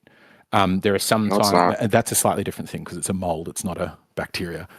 How different? Moldy bread's not considered safe. Is it not? Yeah, it's cooked. No, it's not. But if you have true. Where's the example though? I think to get to the rotting, you would need to show like what's a bacteria that's considered pathogenic that's like they say would always get someone sick, and where's your evidence to show that that doesn't happen? Because what we're saying is we're getting the whole discussion about rotting is getting a big load of this pathogen, a lot of bacteria. Yeah, there's a guy who eats raw meat, and he went on some like doctor show, and they like tested him for harmful bacteria, and they said, "Oh, you have this harmful strain of bacteria," and he was like completely fine, in perfect health, had no problems. He's just sitting there looking at the doctor, and the doctor's like, "Yeah, maybe you should stop eating the raw meat," and he's like, "I'm gonna keep." He's like, "I'm gonna keep eating it." His name's Real Natural Human Diet. He posted it on his Instagram. He literally has the report from the doctor saying that you have this harmful bacteria. He eats a lot of raw meat, like on videos and shit. Yeah. Sure. Raw meats, I feel, moving the goalposts. Like I've been accepting since the start, that increases your probability of getting sick, but it's still going to be a bit of a game of roulette. It makes you healthier. What part of this is hard for you to understand? It makes you healthier. I get that that's your claim. What I'm asking for is not a video of somebody eating raw meat. I was saying how. That's not my claim. Hey, eggshells. That's not my claim. That's actually the claim of anybody who researches it at all. I already told you, when you cook a meat, it forms toxins in the meat. Can I? So why the fuck would eating? Why would eating raw meat? Let's move on. Let's move on. Okay, let's move on. Yeah, like if you're not gonna answer the questions, we're just not getting anywhere. They would drink raw eggs. Sure, raw eggs are not an issue. Is there a chance that cooking things and altering them for their raw, like the way they kind of are, you might be like taking away some of the benefits? I mean, that's known for a fact. Yeah. So the question I was asking is, do you have a video of this person eating raw rotten chicken? If that's a no, we'll just move on, because I'm so sick of there's a bunch of people to follow a thread of conversation. No, you're projecting. You're the one who can't follow. Or tell me the words that I need to search to find the video. You're sitting here saying, "Oh well, the raw meat's more dangerous. It makes you healthier, dipshit. It makes you healthier." Okay. No, but all right. There's not like thousands of videos. No, we're good. We're moving on. He's just raw bad chicken, or like just like, oh man, num raw chicken. I feel great. It's just not out there, Blob, and we know why. Right, most likely because a lot of people don't eat raw chicken. Yeah. And the same reason there's not a lot of things about how not vaccinating your kids is great. Even though it's true and I know freaking a bunch of families that just have beautiful. Anyway, we're going to move on. He can't engage without insulting, and he can't follow threads of discussion. It's been long enough. So we're coming up on 12 o'clock anyway. Let's move on. Share a couple videos wrap up. of people eating raw, sun-dried, freaking just absolutely filthy, rotten chicken. That's what I want. I kind of wanted to see that too. I thought that might have been forthcoming, but it's blob. So, I want to, somebody next to him that doesn't do it being like, you're not going to eat that, are you? And him just, I thought it was going to be there, but then I also think a lot of what he claims is utter horse shit, and that's why he never is able to present anything except a photograph of a book that says that sometimes raw food can be nutritive, which was never in contention. It was about rotten food. It was about whether extant cultures always cook their meat or do something to reduce the bacterial load. Out with the bathwater. Yeah. Although they don't always cook their meat, do they? Who doesn't? Which extent? As I said before, I tried to outlay this. What you're actually talking about is food storage processes. I'd say actually the presence of eating meat in the past, like raw meat, for that matter, would have been far more prevalent. I think it's a modern thing, and especially when it comes to sort of talking about, hunt it, eat it, whatever it may be, right? Maybe they were just super fresh because your butcher's just I don't know. It sort of depends on how far you want to go back. It is kind of funny though, eggshells, that you think that man came from, like being this hunter-gatherer savage that sort of preyed upon animals across the African plains, and then all of a sudden in modernity, like man can no longer eat raw meat; it's too dangerous. I don't know. I don't get it. Yeah, it's kind of crazy how all these lot of animals just have amazing immune systems. Lions hunting gazelles in the savannah and stuff like that, eating it raw. Yeah, it's like we're devolving or something. They have some crazy immunity. Yeah, well, they do. And the argument, as I've heard it, is that those animals end up with a huge performance advantage. Sorry, a performance advantage in terms of being able to eat things that aren't nutritive or would make us sick, but that has an energy cost that means smaller brains. And what? Yeah, so once where did you get this evidence from? When you can cooperate, is that a scientific point of view? It's the anthropological sort of assumption, and I think it's quite strong. Excuse, which is you can see. But human brains are shrinking, and we're like the incidence is increasing that we can't eat these things. I mean, that's the claim. What do you mean? Humans brain. What Like do you mean? we used to be hunter gatherers, like Ricky said, and we used to eat them raw and stuff, and our brains were bigger then. Well, I don't think at hunter-gatherers, there's not much evidence to show hunter-gatherers didn't cook. Since, we've been human, I mean, if you take the mainstream narrative, let's not freak out. But if humans have been around for, let's say, nearly 1 million years, but modern humans they think about 250,000 or 300,000, they, even from long before that 300,000, every time they find humans, they have a very high probability that they will find burnt sticks nearby and cooked bones that snap differently. Bones kind of splinter once they've been cooked, whereas they snap cleanly when they're fresh. And there is no known examples where cultures don't cook their meat. Are you saying that a million years ago, humans were making fire and cooking? No. What I mean is the sort of hominids or whatever have been around something like 1 million years. I'm not saying they've been cooking back that long. What I'm saying is there is no, from the 300,000 years or whatever, they can't find any cultures that didn't. So cultures that had never met one another had all still come across the same idea of make and harness fire and use it to process meat. So what are you saying though, that I don't know how to phrase this. Hunter-gatherers aren't eating it raw. I think hunters might that they aren't eating it raw, or that they are also eating cooked meat. Because I mean, you're saying that they had to cook all of their meat, and we're suggesting actually, I mean, where's the evidence that they didn't eat 40% of the animal before they started cooking it? Because I don't know, maybe that's like some sort of lengthening of the food availability, its life, and so after they've killed the animal for 4 days, and maybe they'll start cooking the end product or something. So I think it's possible that right as you slaughter and the pancreas raw. Yeah, it might be the case that right as you slaughter it, you dive into some particular organs or flesh. Fine. But if you're killing a big animal, you don't want to just eat it all in a single sitting. So and you're going to be serving it back to Well, the it depends women on the and size stuff of the and village. sharing around. Yeah, but I think what you're going to find is on day one, you might have a few hunters that are eating stuff raw, but the vast majority of that flesh that gets consumed is quite likely to be all cooked. Is this scientific, eggshells, or is this just like some sort of highfalutin He's idea? spitballing at this point. Yeah, I know. So like, you got a I problem don't with think me science. I'm not a science. But now you're I'm not a spitballing? scientist. I'm not a scientist, and we're just going to get You stuck speak in a for discussion science. of what's.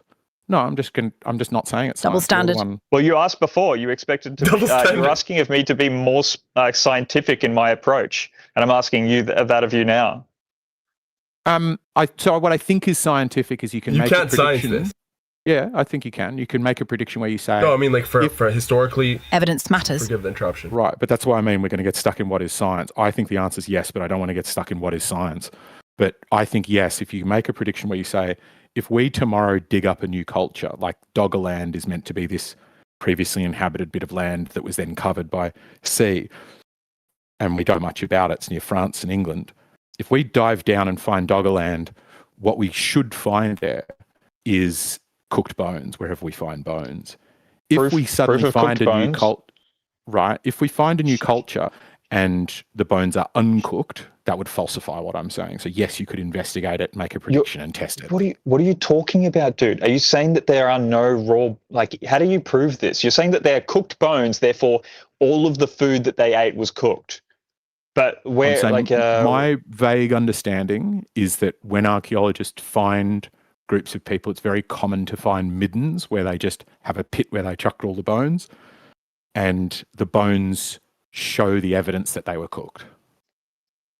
I mean, how do you know that there wasn't ceremony or something? I'm just trying to work this out, right? I mean, maybe it's sort of so that other animals don't get the bones or something. Maybe they throw it on the fire before they put it in a pit or something. But you're basically saying that because all bones were cooked, they must be all that they must have been all cooking their food. And I'm just sitting here going, how do we know it's not like 40% that they were eating raw? Do you see how when I cooking? present evidence, your standard response is like, I can dream up another way it could be devoid of evidence? Because you're dreaming it up, bro.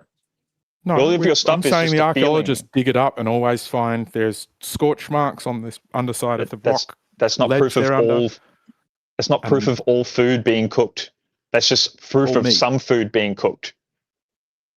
All meat. It's not proof of all meat being cooked. It's just only proof of some like evidence that you've got there. Are you saying that there's no raw bones out there for us to basically analyze or something? Are you just basically saying that all the raw bones have got nothing to do with human consumption? Say again what you think it is that I'm saying. I so wish your side of the aisle could learn to deal with what I'm saying, and you just tell me what you're saying. I'll steel man you. You're basically saying that because the anthropologists find cooked bones, that all human consumption was based around cooking. Is that right? My understanding is if they're finding bones they think that humans have eaten, those bones are nearly always showing the signs of being cooked, regardless of culture, wherever you are in the world. That there's very little evidence that. I'm just saying this is my understanding. What's the proof of a bone being eaten? That it's in an organised pit, right? Dogs won't leave it in an organised pit. I think that's it. I don't know. Like it's an organised pit. That's the evidence of like all human consumption, is that all the bones in that pit happen to be cooked. Is it a pit as in like a fire cooking pit that you find because I mean, people often throw their bones, like if they're eating a food, you've got a fire there, maybe the fire's for warmth and not for cooking, but you've got this bone that's all raw and that you've finished eating raw and then you just throw it on the fire. I mean, could be just, I don't know, this is correlation, not causation. Yeah, so my understanding is all humans, all modern humans, wherever you find modern humans, were cooking their meat, even like Homo florensis and that kind of stuff. And I think even the Neanderthals were cooking food, but the precursor to them, there were like extant hominid species, so wandering around, standing upright groups, and there were some who didn't cook and some who did. That was my understanding of it. So your claim isn't now, I mean, it sounded like you were inferring this before, but that early man cooked all meat in order to consume it. All That's meat, what as I in thought, like yeah. maybe under like extenuating circumstances in which they couldn't start a fire, maybe they just eat it raw. But are you saying that basically they all? I mean, and I'm just sitting here going, I mean, how would you prove otherwise? How would you absolutely instantiate that must be true? Because your evidence is based around. I'm not saying that. When people gather together, they create a fire. I'm not saying it's definitely true, Rixky. I'm just saying this is what my understanding of the evidence is. You keep doing this thing, and it really tires me, where you pick up a really silly straw man and then launch an attack against it. So you're saying that all I'm saying. But you're saying that we can't eat raw meat. That's your central straw man attacks. And then you're basing it on some sort of historical precedent or something that we evidence now because we found fire pits or some shit. I just find this to be very weak. It was delicious. But you're not presenting any counter. You're just saying I'm dreaming another way it could be. The counter that we have examples right now of people eating raw meat. So the raw fish, the steak tartare, and I mean, we could just go back into the past. But people aren't making where are these traditional dishes coming from? Steak tartare in the past because the time between killing the animal and presenting it to a human in the modern time is too great. So if you matched that in olden times, you would be handing something rancid that would nearly kill them. Whereas nowadays, if you do it in a fancy French restaurant and they adhere to very high hygiene standards, it's not that dangerous. Right? There's in the a clear past, difference you would have between food people who pick their bums and never wash their hands are going to be have a very your food would be more local in the past, right? Sure. So that cow would have been butchered that day rather than in modern times, which now has all of these delivery chains where cattle are butchered 1,000 kilometers away and then delivered in plastic wrappings. Yeah. So in the past, where everything was a little bit more local, they may have been eating more raw because you basically said that it's not possible because of the way that it would take so long to get from farm to plate or something, right? So if you get rid of that problem that you've just manifested in your own mind because of the nature of modernity, in the past, the cow would have been growing up for 30 or 15 years or something in a paddock 5 kilometers away. What's this arguing? I'm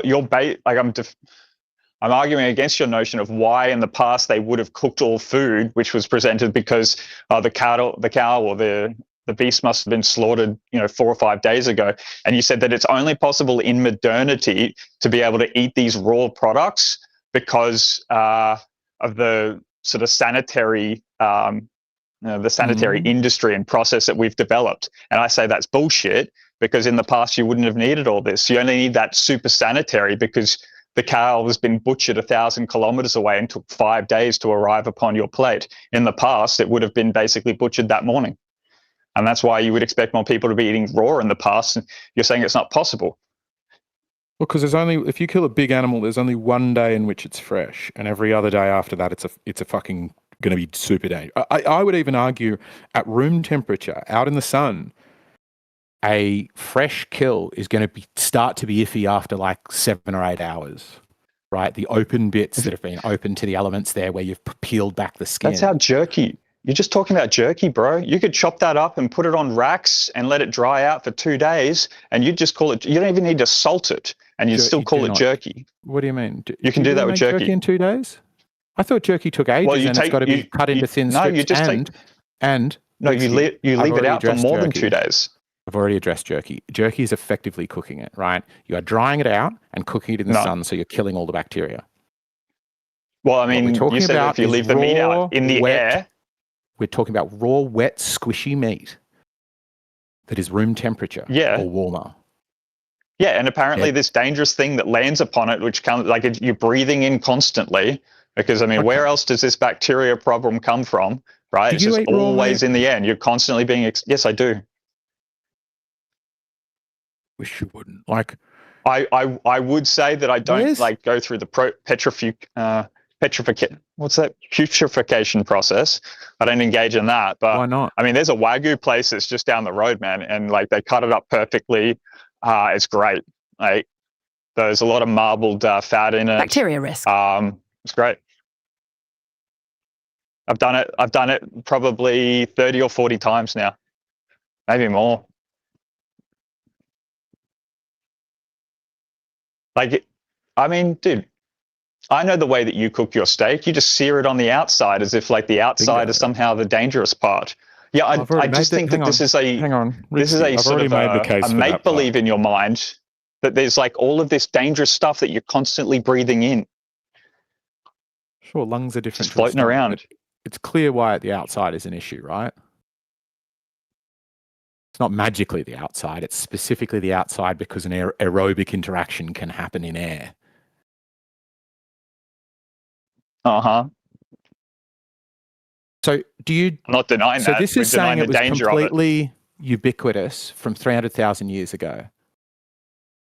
Right? Shellfish eaten raw doesn't count, right? So we found examples of raw shellfish consumption 165,000 years ago. But like I said, fish ain't the same thing. Fish is not what I'm talking about. Plus, it's eaten raw, barely cooked. We do the same with things today. So my point is, A, we know what happens. There's many people that we've met that undercook stuff. I've had undercooked chicken. You get a bit rough in the guts the next day. It's not like it kills you, but you know, it's not great. You get that after KFC. What's your point?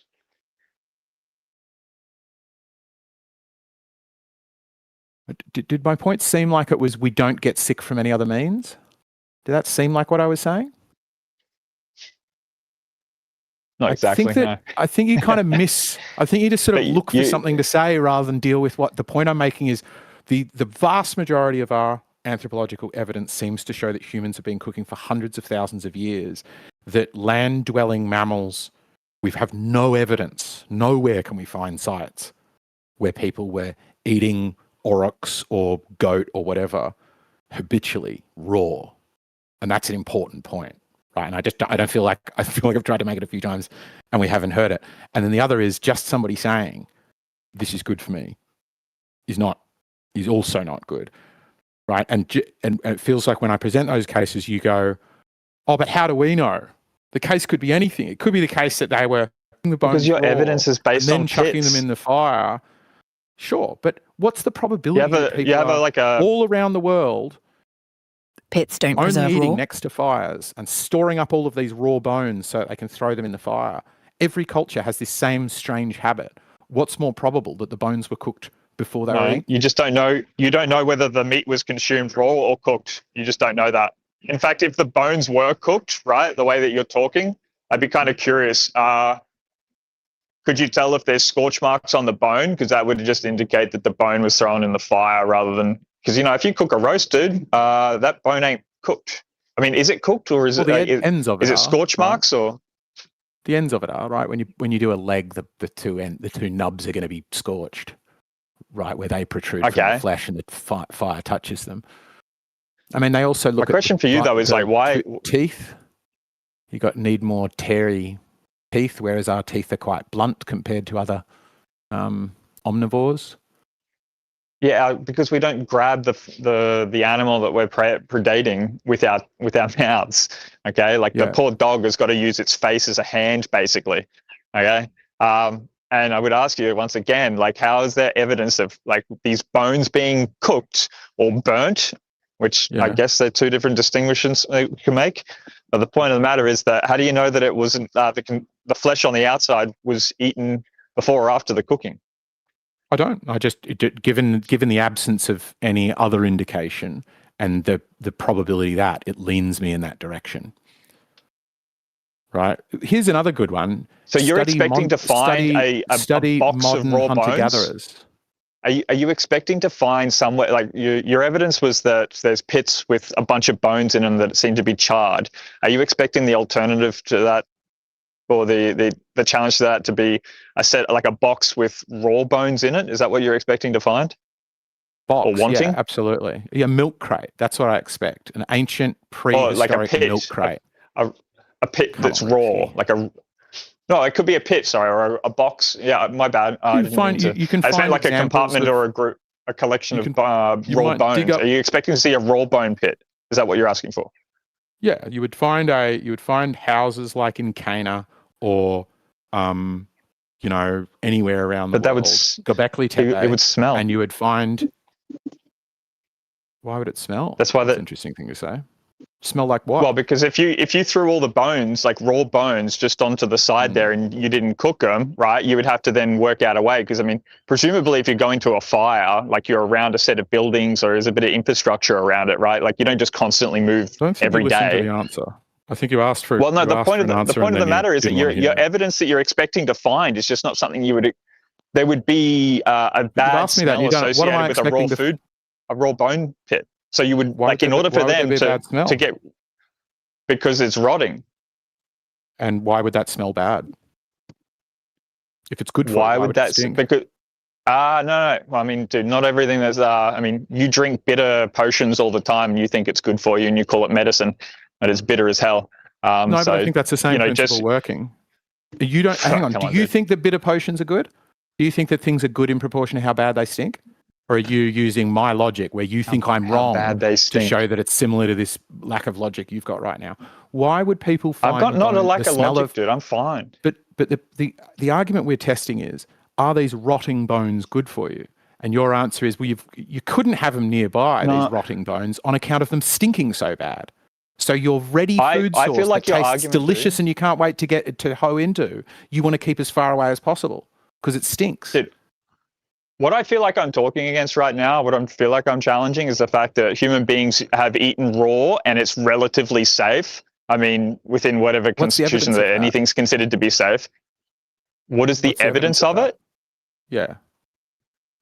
That because we've got dishes right now that are like traditional dishes that the ancient Japanese and then like, you know, I don't know, what is it? The somewhere in France, the Franks, I suppose, were engaging in like this meal of raw egg upon raw steak. And you're saying, well, it doesn't happen. It's very unsafe. We shouldn't do it. And therefore, ancient men didn't do it. Is that rotting? I'd say it's actually highly more probable. Is that rotting? Or have I given the example where I've made it very clear? Rotting is when there is an out of control bacterial thing going on. And all of the examples you keep giving fail to meet that obvious bar, where steak tartare is really expressly particularly prepared, I think, from the middle of the muscle, or just in very clean conditions, possibly with, like, I don't know if they even use chlorine or something like that. That's one example, right? The next are examples of seafood, already dealt with them. The pathogen load for something that's a land animal is going to be different, and you keep giving these examples of missing it, whereas all you need to do is, what about this? What about extant hunter-gatherer cultures? Do we have any examples of it extant? Because this thing I've got on my screen now says where they might eat raw food might be opportunistically. A fresh kill far from camp might be eaten partially raw, which is exactly what I said. Organs in particular, liver, kidney, brain, are commonly eaten raw in traditional hunting cultures, even where cooking is standard practice for muscle meat. Fat and marrow are likely consumed raw in many contexts. Marrow is nutritionally dense and doesn't require cooking. So the test we would have now is, you're saying people eat raw food, but when you do, you pick examples where I'm like, sure, that's technically raw, but it's prepared very carefully, or it's technically raw, but it's in some way had the bacterial load massively reduced. If what you're saying is true, we should find extant cultures and archaeological evidence of cultures who didn't do this. And you're saying maybe they're out there without being able to point at a single one. And I can just pick them. I'll just say Papua New Guineans. I don't know anything about them, but I can make this prediction that they cook their meat. You can just say, oh, we've found a new tribe. They're hidden in some place in China that they've just never been. There's hunter-gatherers. I can already make the prediction that they cook their meat. And all you need to do to show this to be wrong is to go, here are these people that ate meat long after it was dead, while it was still wet, while it was rotting.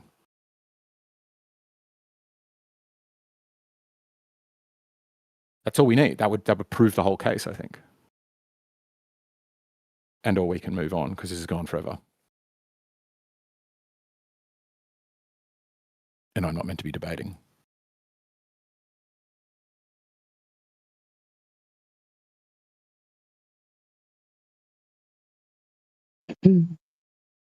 So they can actually tell whether the food was cooked or raw because of dental plaque analysis on the jawbones that they find. So they can tell if they had majority raw or cooked by the plaque analysis. So that's interesting. So what do you tell about, so dental plaque, right? Yes. What do you learn about that? As in, if it's So raw, they it's will scraping on find bones more? they'll find actual residue. So if they've got like long, for example, long fiber strands stuck between the existing teeth, we know that that was raw. If they're finding certain enzymes but not long fiber structures, then we know that that was meat that could be broken down more readily because it was cooked, and that you would not find those smaller particles as prevalent if it were raw. You'd be finding the longer structures. Mm. That is very interesting. Do you have some expertise in this field? No. Yeah, I went to school for anthropology, so. So you do have expertise in this field. So I've really enjoyed sitting back and listening to your conversation. Did I get any significant bits wrong? Can you correct me? Can you correct me? No, that was probably my highest point. The second one was that Salmonella and E. coli exist primarily in the gut and the mouth. So the prevalence on like a fresh piece of meat is extremely low unless it's brought in from somewhere else. And the idea of like ambient, bacteria just floating through the air and why don't we get sick from it? All I can think about is the Petri dish. Like, what does the Petri dish do? It's a moist, warm environment for breeding bacteria. So if you have a piece of meat just laying on a slab, the bacteria that's around is going to multiply faster on that because that's the ideal. Something that could land on our skin is not going to hurt us, but could land on a piece of meat, and it's a moist, warm piece of meat, it's going to behave differently.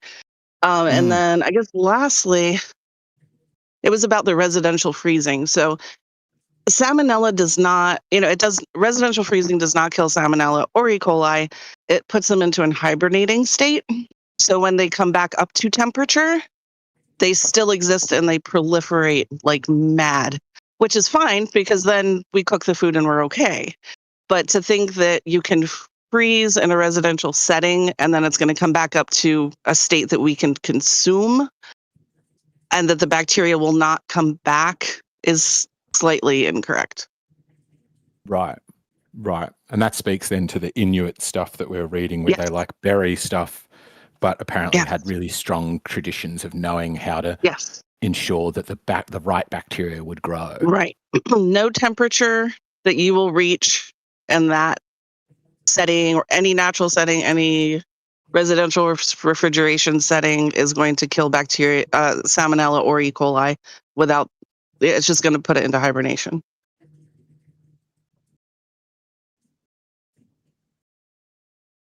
So that's all. Thank you.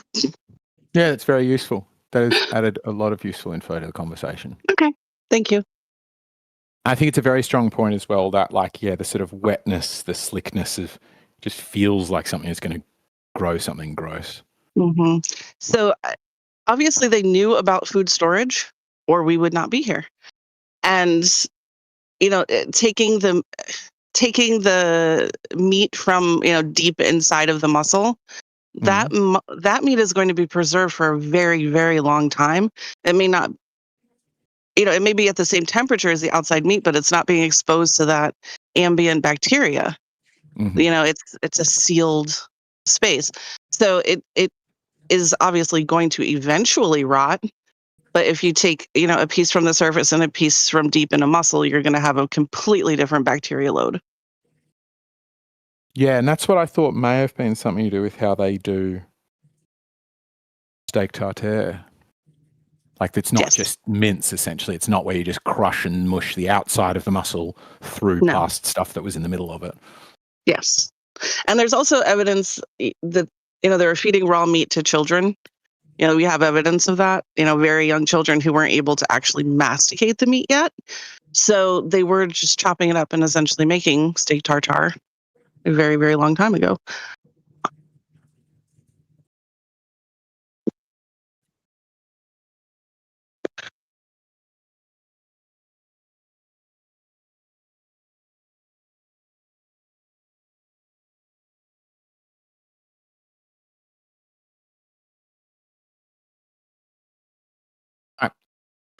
So that's a good wrap up there. Where are we going? We should start. We're sort of going to do the after show now.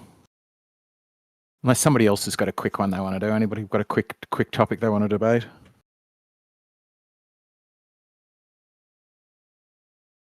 Osco could flow us through to why not to eat meat at all, raw, rotting, or cooked. Sage already admitted it's the most ethical position. I think we should never discuss nutrition again. Never debate nutrition again. Not established. Yeah, I feel like he got useful info. Like the AGE bit could have gotten somewhere good. It just, yeah. Dude, this is the problem with all like health debates. Is everyone has their personal opinion, and then you can show studies that like refute their personal opinion, and they'll just say, "Well, no, this guy," and that's what all health debates are like. Yes, it's an interesting how the field of diet and health in general is still so wildly unscientific. It seems like opinion goes, particularly on those topics where somebody said, my brother said this because he works in biochemistry, and he's like, you can tell how close a science is to nailing it by how big their moves are. And he's like, take physics, for example, it just hasn't moved really much at all in the last 50 years nearly, because it's has such a good model of the world. Where he's like, if you look at diet science, it's like flips, it just sits over one way for 20 years and then doesn't just slightly course correct. It flips 180 degrees the opposite direction. Sorry, we're wrong about meat. You need to eat more meat. Has it? I mean, I thought, as far as I can remember, for my whole life, it's always been a balanced diet, mostly raw food, not processed, mostly, vegetables and grains, but also with meat. Like, I don't recall ever just flipping 180. Right, but I think the world's turned a lot on grains, for example. I think a lot of people acknowledge the strain that a high grain diet puts on you. Like just stunting for one, right? People, in proportion to how much a culture eats grains, the shorter they get. Yeah, I mean, that could be the case. I mean, people have been surviving like primarily off of like beans and rice for like, for forever. That's like the staple of many diets. But like any study, I mean, any like major health organization, and it doesn't mean much that a major health organization says anything, but they would definitely say eat grains. They would definitely say eat meat. They would definitely say eat vegetables and fruit, just in a balanced way.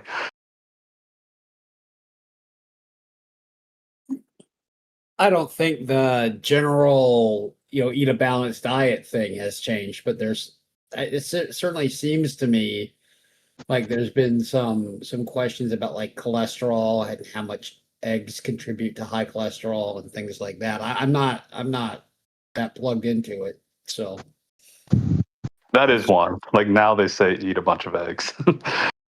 Yeah, that was the impression I got, but I couldn't even cite it. So you need cholesterol for hormones.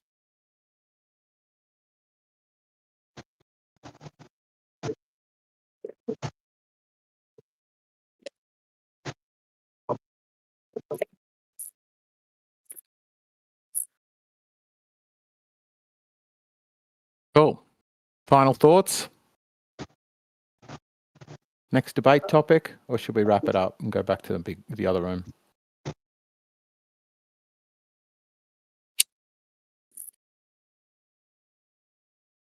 I've been debating with Sage in the text chat this whole time. I've been watching unsuccessfully. You've been trying to, sorry, I steamrolled you there. You've been trying to what unsuccessfully? I've been trying to glitch her out by just asking her random shit, and she's not falling for it. Yes! Oh, that took a lot of hardening. I tell you, that took a lot of work. First few months of her life, I was just in a room by myself, mostly with Cole, and in Omni's channel. And then I took it to Modern Day Debate, and then the next few months of my life was just figuring out all sorts of different guardrails I had to put in place for people trying to use it maliciously. Yeah. That's very exciting to hear.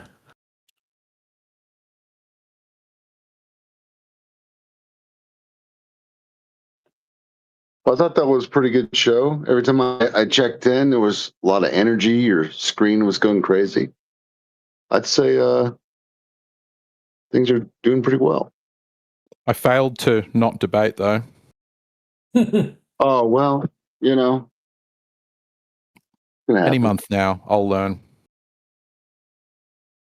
Just when you try to retire, they keep dragging you back in. Yeah. Yeah, feedback would be a good one. I didn't use Sage enough. I don't think she had too many good interactions.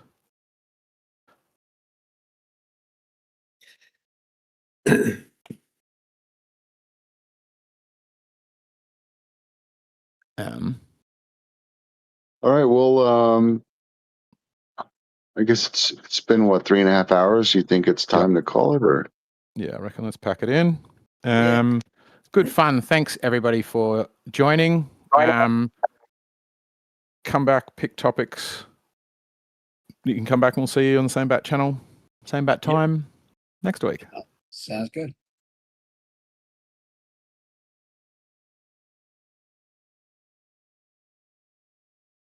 All right, should we pull everybody down?